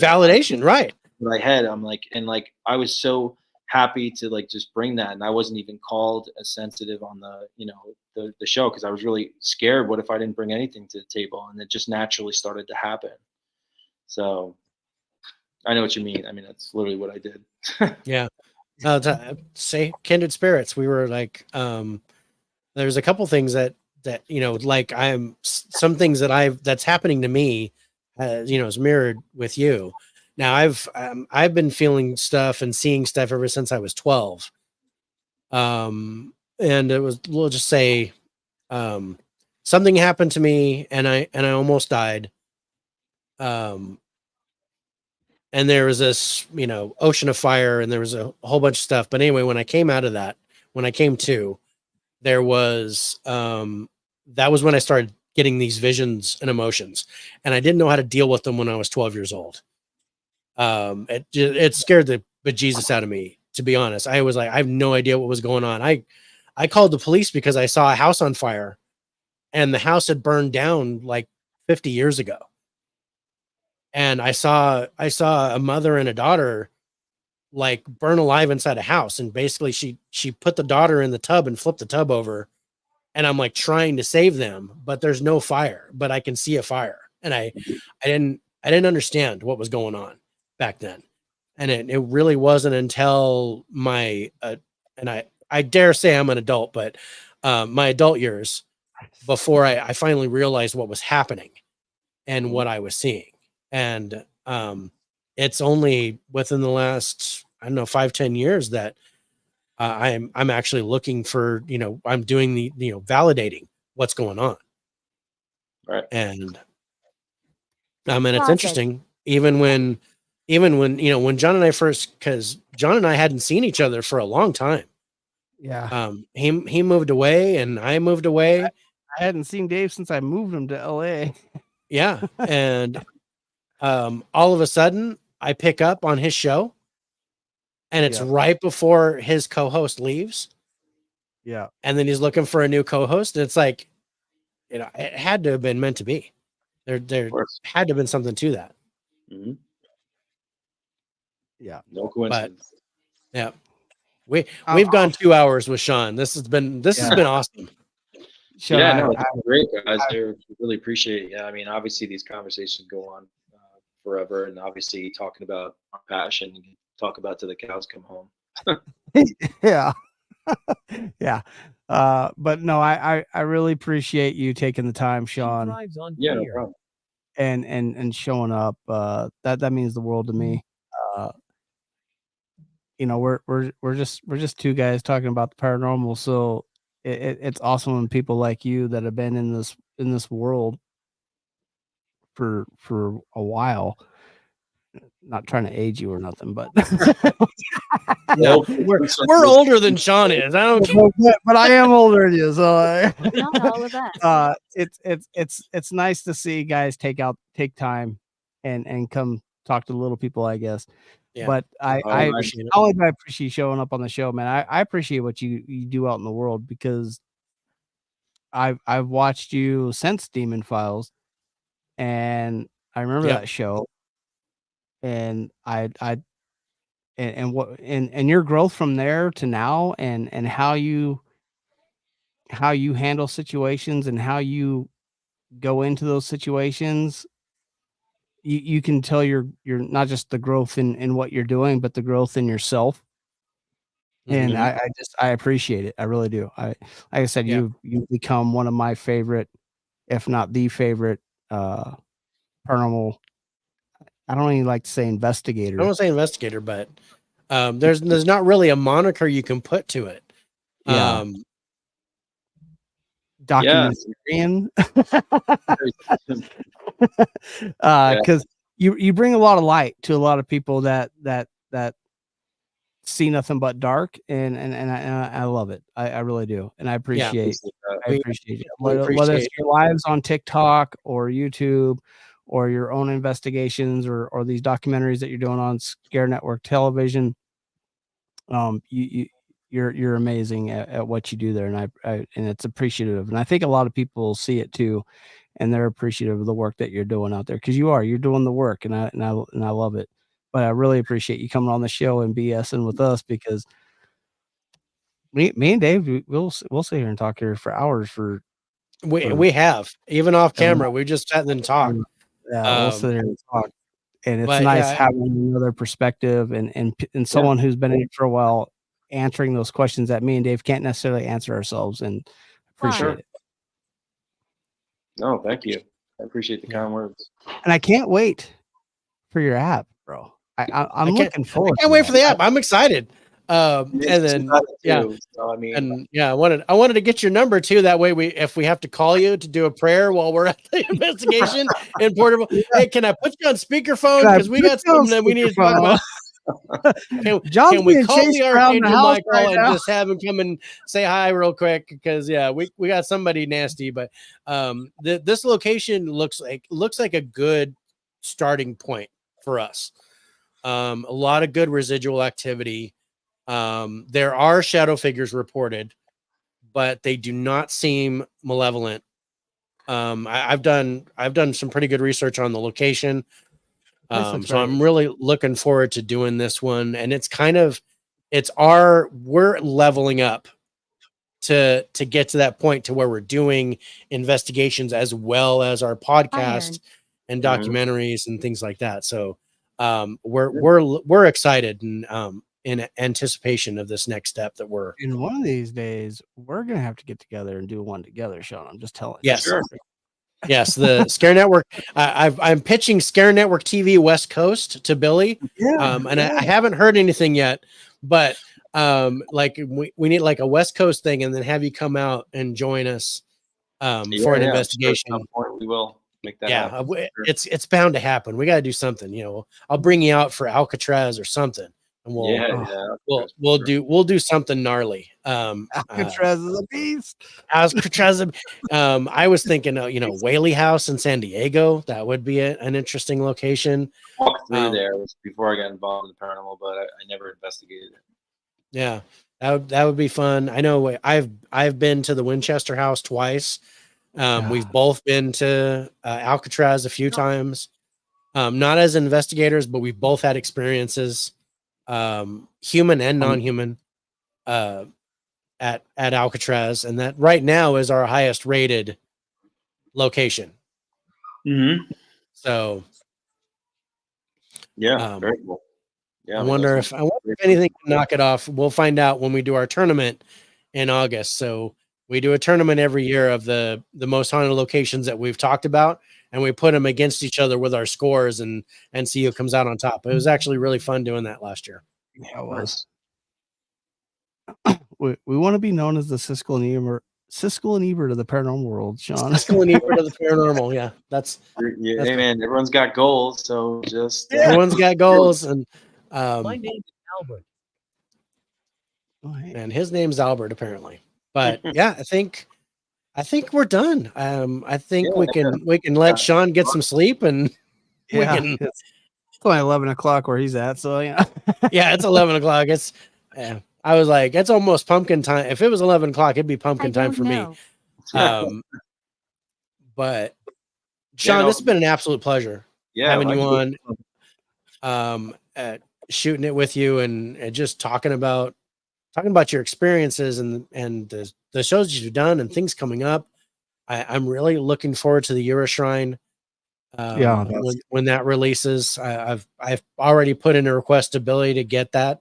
So that we can review it for our show. Because we review the documentaries as the film, and we put that on the Scare Network TV YouTube that way page. You guys, Scare Network actually has two guys actually sitting there talking and reviewing about it, sharing some clips and giving it the Siskel and Ebert. So I'm sorry, I shouldn't say the Siskel and Ebert, giving it the lowdown. After the Euroshrine, lowdown, yeah. After Euroshrine comes out, we could maybe get some of the people that are in it. I mean, like we get Shane and Josh from Searchers, and maybe Mandy from Ghost Sisters, and you can all maybe come on and chat about it. That would be awesome. We have been talking about possibly getting Shane, and we were talking about getting Eric on. That ended up falling by the wayside, but we're definitely, we would love to get anybody on that want to come on, and we could talk about the show and put some clips down, and that would be a blast. Yeah, we're 100% into promoting too. So we'll see what we can make happen. Just keep in touch, guys. Look forward to putting some more stuff out, and I am looking forward to seeing your documentary when you get it together too. Yeah. I'd love to send you a copy of it. Yeah. See what you think. Check it out. We'll hit that final cut. We'll send you and Billy a copy, let you guys see what you think, and you guys can be honest and critique it. I love honesty. Don't hold back. Because we can't fix what we don't know what's broken. So exactly. Just like, hey, change this, put this here, or maybe add a little bit more of this. We'd love that kind of feedback, because this is going to be our first attempt, and I've never filmed a B-roll before, and I know I'm going to have to. So that's like, but I got a drone. got a drone, so I'm a drone. We're gonna get footage with a drone. But yeah, I've just it's some things that that swimming in my head right now that I don't know how that's gonna work, but we're gonna do our best to make it work. I'm sure you guys do just fine. Awesome. All right, y'all. We'll let you get out of here. Again, appreciate the time that you spent with us problem, tonight. guys. Thanks for having me, and I'm sure we'll chat soon. All right. Take care. Have a good Sean night, Austin, everybody. Sean Austin. Bam. That was great. That was awesome. I love talking with him. Yeah, me too. I was like, I could have gone for 2 more hours easy. And I'm like, he was yawning, and I'm like, dude, I can't. Yeah. We need to let him go. He's been doing some late nights the last 2 nights. I know, because I've been watching his lives. But it's great. And I think I surprised him a little bit with some of the questions I was asking that, which was good. I liked it. I was like, I think we both caught him off guard a little bit. And I was like, yeah, okay. Because I didn't want to give him the same old questions. No. I want to have him give stuff that he really like to talk about. Yeah. And give that to us. And I think we got that. That was awesome. Yeah. Now I wanted to hit him with the same thing that I hit him with Raul Sarchi and explaining my religious background, right? Like how I believe things. And I loved his response. And as he was talking, it just reminded me of Ralph so much. I was like, that's I love the response. I loved it. I love the questions that were asked. I love the answers he was giving. I love the information he was putting out there. The wisdom that he was giving us. One thing I didn't ask is how he goes live on multiple devices. How you doing that, Sean? How you doing that takes people. He's got people. He's got people. He's got one person on the TikTok. He's got one person on the YouTube. He's got one. He does that. He goes live on all those devices on different places. Because if you go on TikTok and you go on YouTube, those are different camera angles. So he's on multiple platforms from multiple devices. Yeah. And that's an interesting thing. I love it. I love it. I appreciate every time he makes the time. He makes the time for us, whether it's just us messaging him. I should say just you messaging him, because you're the messenger. I'm the messenger. I am the Hermes of the paranormal. I did send a response or a message to the magazine. I haven't got a response back from them yet, though. Kind of took your little breakdown and did my own thing with it. Kind of like the breakdown or the summary for the show. I kind of took what I had and what you said and kind of meshed them together. Yeah, that turned out pretty good. Although the AI made a way better one. AI just like showed me up. I was like, damn, AI. I was like, to make me feel horrible for what I wrote. Chat GPT my ass. I was like, let me share this with Dave. And I was like, fuck, that's better. Let's do that. But I didn't. I like things in our words, right? Yeah. I can't wait for August 1st and doing that and getting into our real first documentary that we're going to be able to put out for everybody. Who knows? Maybe it'll go directly to Scare Network. Who knows? Who knows what's going to happen there? If nothing else, it'll go to Scare Network. But I do have something, and I don't know if it'll work. I don't want to burden this guy, but I have a connection with a producer. Oh, I like producers. And the whole deal with getting to Netflix is it has to be given by a production company. Yeah, my producer is music, so he can't help us. Yeah. So this guy, he produced right off the top the Lucifer series. Oh, okay. He produced that. He's done other stuff. That's a big name drop right there, Dave. Right. Okay.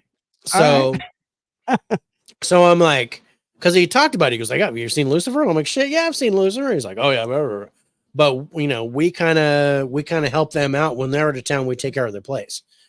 Oh, nice. And I'm like, okay, so maybe when we have our documentary done, I'm going to give him a copy. Oh, that'd be nice. That'd be cool. And just say, hey, if you don't want to look at it, you don't have to.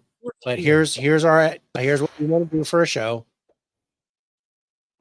If you get a look at it, if you think it's a viable thing, could you set us up with something? Could you get us in with an interview? Get us an interview, get us in the door somewhere. Get us an email. Or if you want to produce us and we'll do a show, I'm down for that. I don't care. But I'm just maybe because we don't know that industry very well. So maybe maybe he could at least give us some advice on how we should go about doing it. Do you know who Mo Sargi is?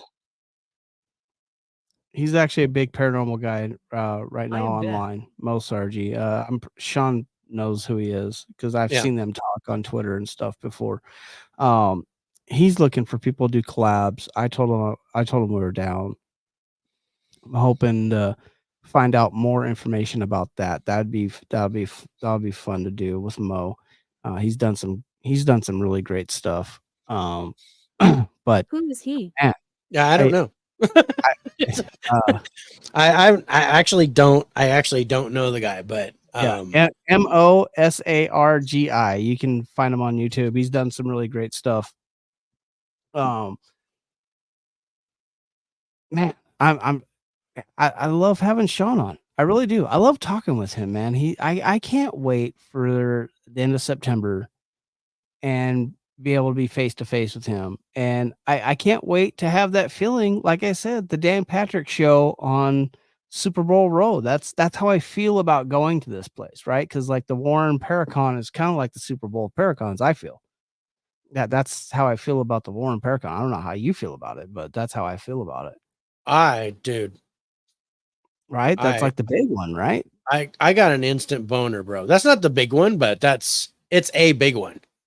It's not San Diego Comic Con, but it's no, Anaheim. But I'm not talking about Paracon. When I talk about Paracon, this is like the big one, right? This is the one that you want to go to. I was gonna say this. Well, the Pennhurst one and this one are like the two, are like the two bigs, right? The two big ones, yeah. And we're going. Barring some fucking disaster. Yeah, we're gonna be there. We're going. We've got the in. Sean left. Okay, Sean's gone. Mine just said I don't like it. I said Sean's gone. I don't like it. I can't wait. It's gonna. I have that Dan Patrick show feel, Rich Eisen show feel of being on Super Bowl Row the week before Super Bowl Sunday, being able to just interview people during the Paracon. I mean, will we be walking around and doing some lives while we're walking around? Absolutely. But I think we should be sitting there at the booth and doing some interviews, bro. Well, yeah, I think we're gonna be sitting there at the booth, doing interviews, have all 4 microphones and headphones set up. And grab some people walking around. I was like, put 2 microphones and headphones on that side of the table and have ours here, and people can just sit down and talk to us and I'll have my laptop pointed out and your laptop pointed in so everybody can see us and everybody can see anybody who's on the show. Yeah. Who we're talking to. And that's kind of how I'm picturing it. I also got a case from my dad, and I'm going to fill it with foam rubber, and I can put the podcast board and the microphones and all that stuff in it. Okay. Nice. So I'm gonna set that up. Because I can get the case for free, and the foam rubber is gonna cost me like $30. So nice. That's not bad at all. Yeah. So I just it's already set to where you can just cut it out. You draw a thing where the microphone is, cut it out, and then you put the thing in there and done.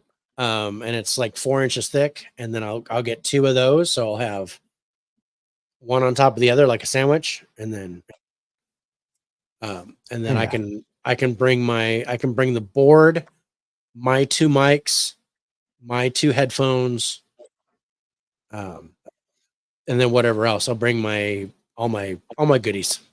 Yeah. Yep. So, well, if you're bringing your board, I shouldn't bring my board. Or You wouldn't need. I don't think you would need to. If I get it to where I can bring my board, we only need one board. I just need to bring the other 2 mics.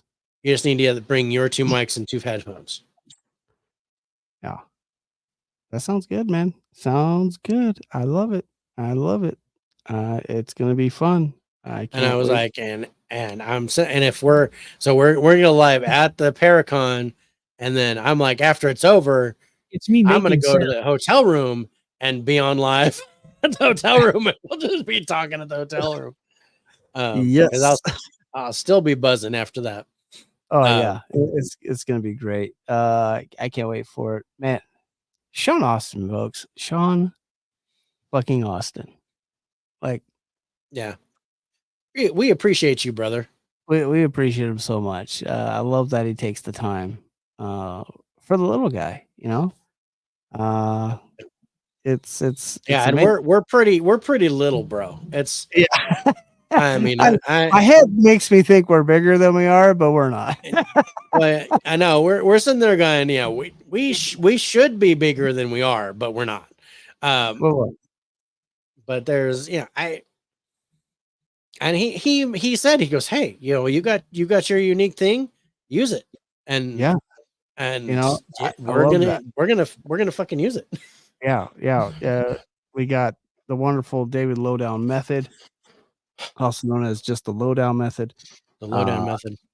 And we are the only people that give a scoring rating to a paranormal location, cursed object, cryptid, alien event. We're the only ones that do it.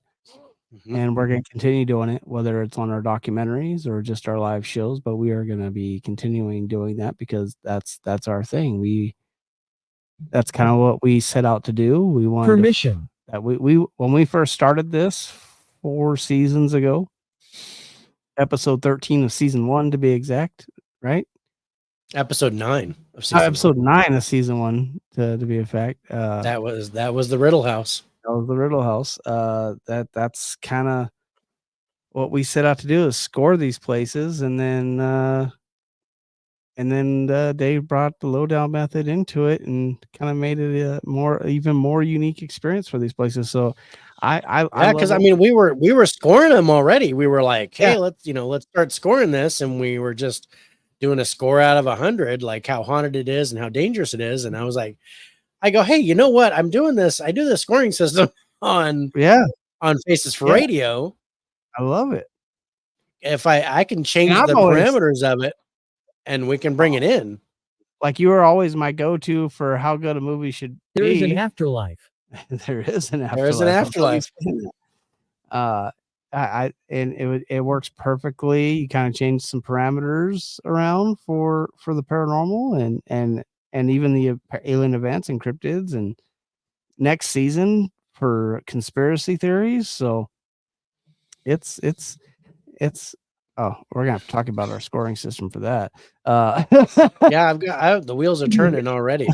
I've been thinking about, okay, so what are we? What are we basing? What are the aspects that we want in a conspiracy theory? We got believability. Do we? Are we talking? Are we looking for like a cover up, or are we looking for? I think cover up is still a good score. I think cover up is a good score. Good thing to talk about if they're like, oh no, evidence project of the conspiracy still good. I think a lot of the things that we use for alien events can correspond into the conspiracy, so that's nice. I think there's a couple that we have to change. It was kind of like, because we did that where we kind of crossed some of the cryptid stuff over into the cursed objects. Yeah, and we were able to kind of put that together. And I think for the most part, I mean, aside from where I'm having issues is like The guts of it. the sightings, the audio, Yeah, the guts of it. the physical objects, I think danger level is absolutely a factor.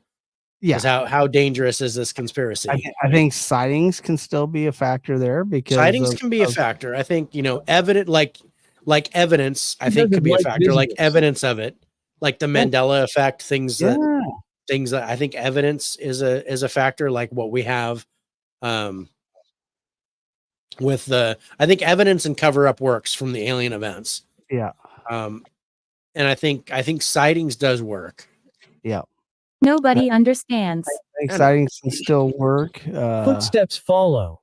I think being very talkative now that Sean. Oh, they're very talkative when Very Sean talkative when Sean was on. I had to turn mine down.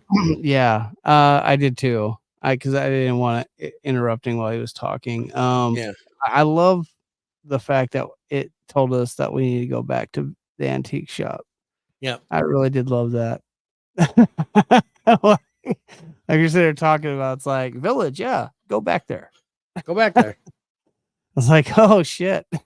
So I guess that answers our question. Yeah, I guess we're going to the antique shop, Dave. I guess we're going to the antique shop.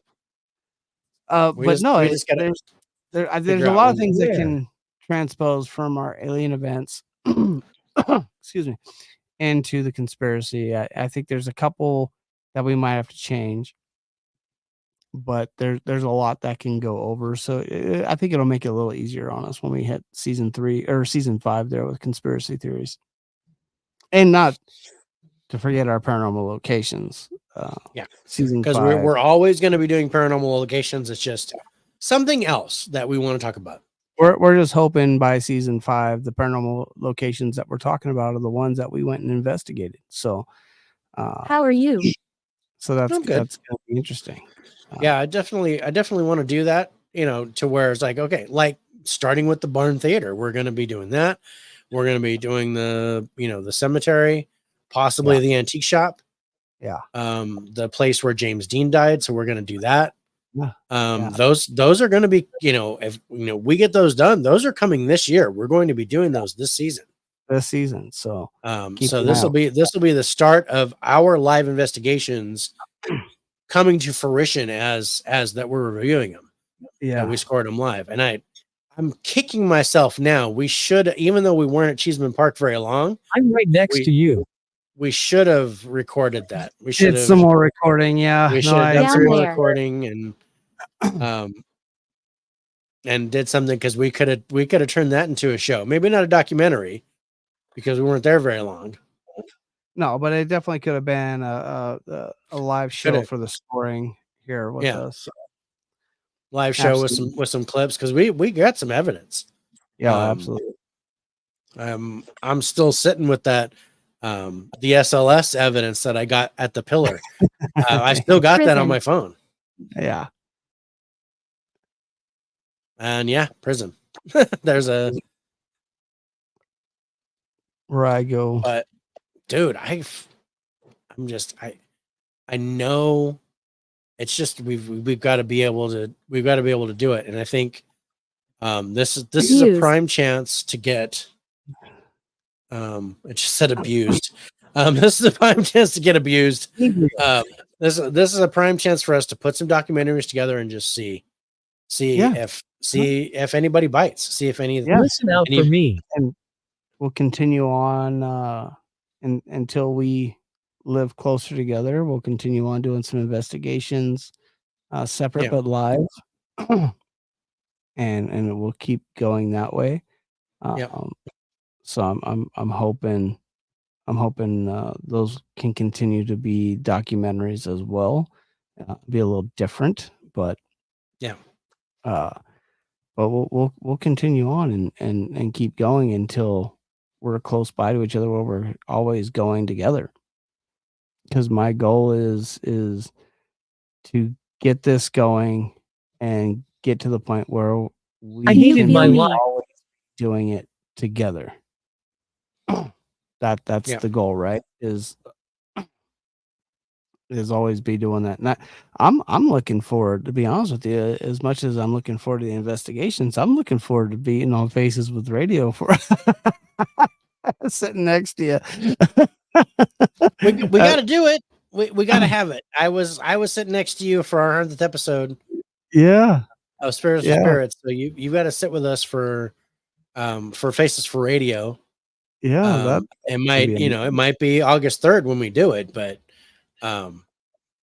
yeah, because July 31st, that'll be cutting it. July 31st would be the show. That's the day it normally would be, but we'll be driving back from the coast then, so that would be tough to come home and then we're like, okay, turn around, and we would have to watch movies while we were there to get all the movies in that we need to watch.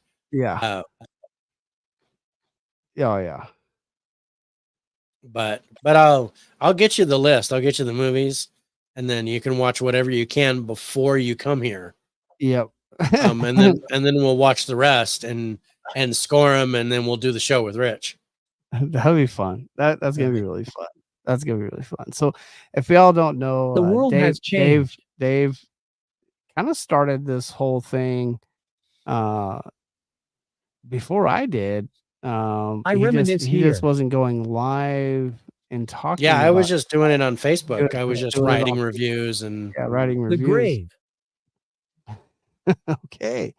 We're going to see graves. Review shows, and now he's got an awesome co-host, Rich, also known as Turner Fan 77. And the show's called Faces for Radio.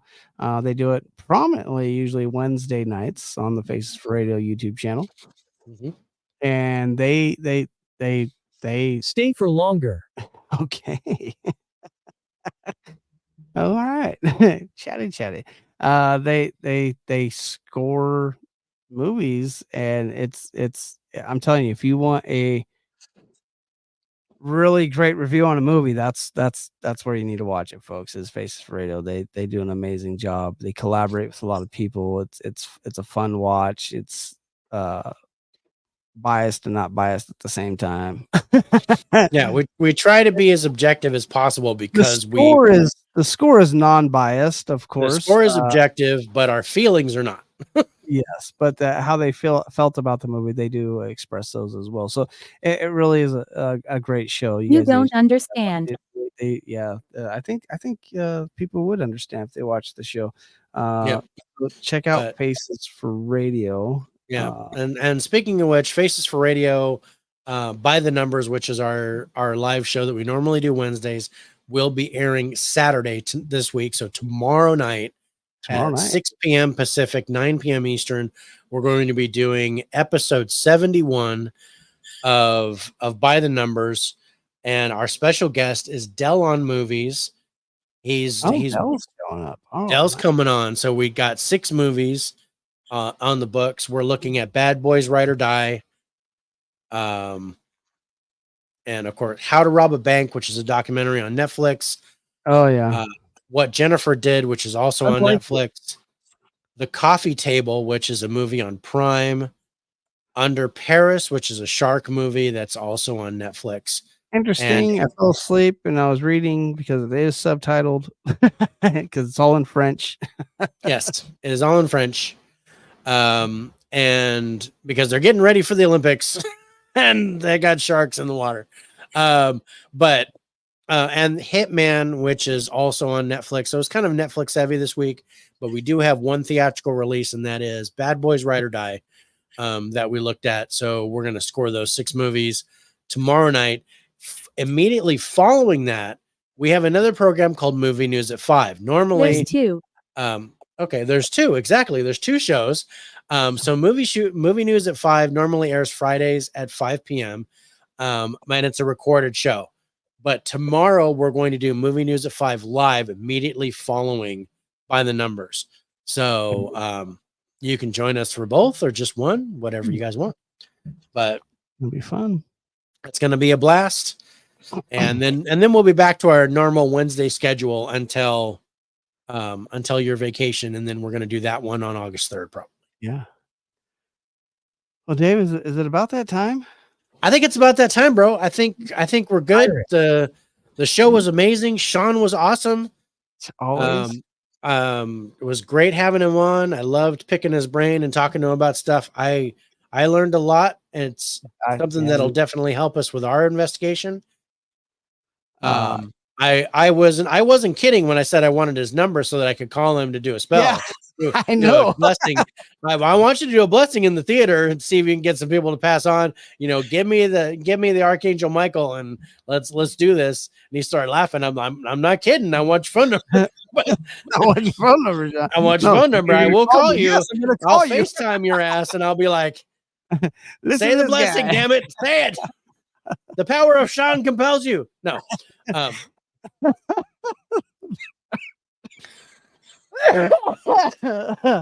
said glass of juice. I said glass of juice. I said glass of juice. Before we do get out of here, though, it is a special weekend for people like me and Dave, known as Father's Day. So I do want to say Happy Father's Day to everybody out there. We love the greatest thing that I think Dave would agree about life was becoming a father. Maybe our marrying our significant others, but you know, being a father is definitely maybe right there. And of course, before we leave, we gotta say thank you to Spotify for podcasters. That's why you get to hear our lovely voices on places like Spotify, Google Podcasts, Breaker, Pocket Cast, Radio Public, Apple Podcasts, iHeartRadio, Amazon Music, and yes, those are all places that you can hear us. They are a great place to start your podcasting career because it is completely free. Not only is it completely free, they actually put it out to all those different locations completely free for you. And it's a great place to continue your podcasting career because as you grow your fan base, they help you monetarily by helping you find sponsorships. He will touch you. So take a look at Spotify for podcasters for all your podcasting needs. And of course, I want to thank StreamYard. StreamYard is why you get to see our beautiful, lovely faces on places like YouTube, Twitter, and Instagram. Whether it be at the Spirits of Spirits on YouTube, Spirits of Spirit on Twitter, or Spirits of Spirits 13 on the Instagram. Without StreamYard, we wouldn't be able to multicast to all those different locations. So thank you, StreamYard, for doing that for us. And of course, thank you, Scare Network, for allowing us to be part of your Scare Network family. We enjoy doing all the exclusive content for you guys.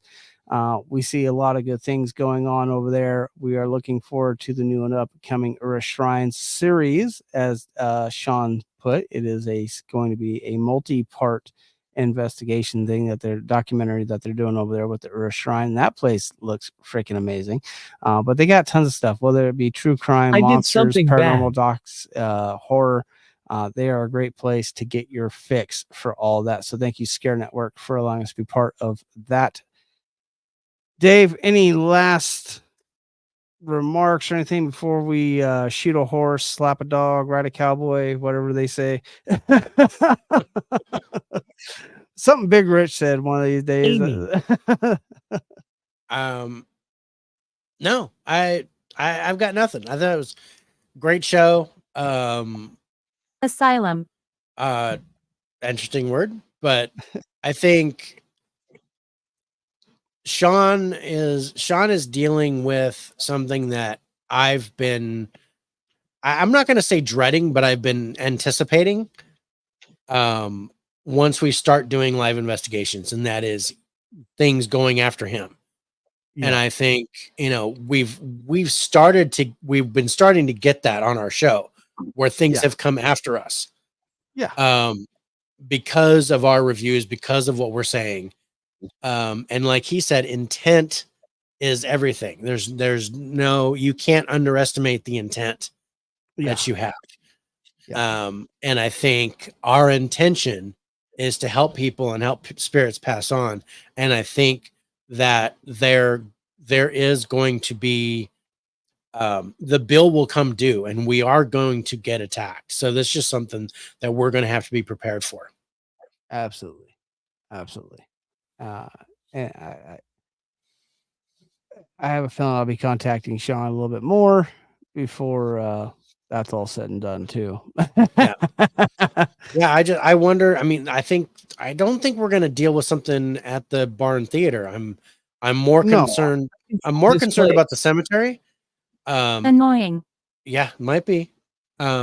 I'm more concerned about the cemetery and the non-human spirits that have been reported there. And I just and the antique shop. I think if we go and do that, then I say we go live and do it and I know. and I'm right there with you. see what happens. But I think we can get out of here. So you guys, this has been an absolute pleasure to have you with us, watching our show, watching us talk to Sean. We love you guys' comments. We really appreciate it. And we want to thank you guys that watch us on replay. Until then, this is our summer break. So we will technically be out until August 17th or 16th. 16th. August 16th will be our next live show, which we're going to come back with our Haunted Locations tournament, our second annual Haunted Locations tournament. But we will also be doing live investigations during the summer. So whenever, like the Barn Theater, we're going to go live on that August 1st. So look for those dates. We're going to put those out when we have them scheduled, so they will be on our site. So you'll see what's coming. But our next show back on the podcast will be the 16th of August. Yes. It's gonna be amazing.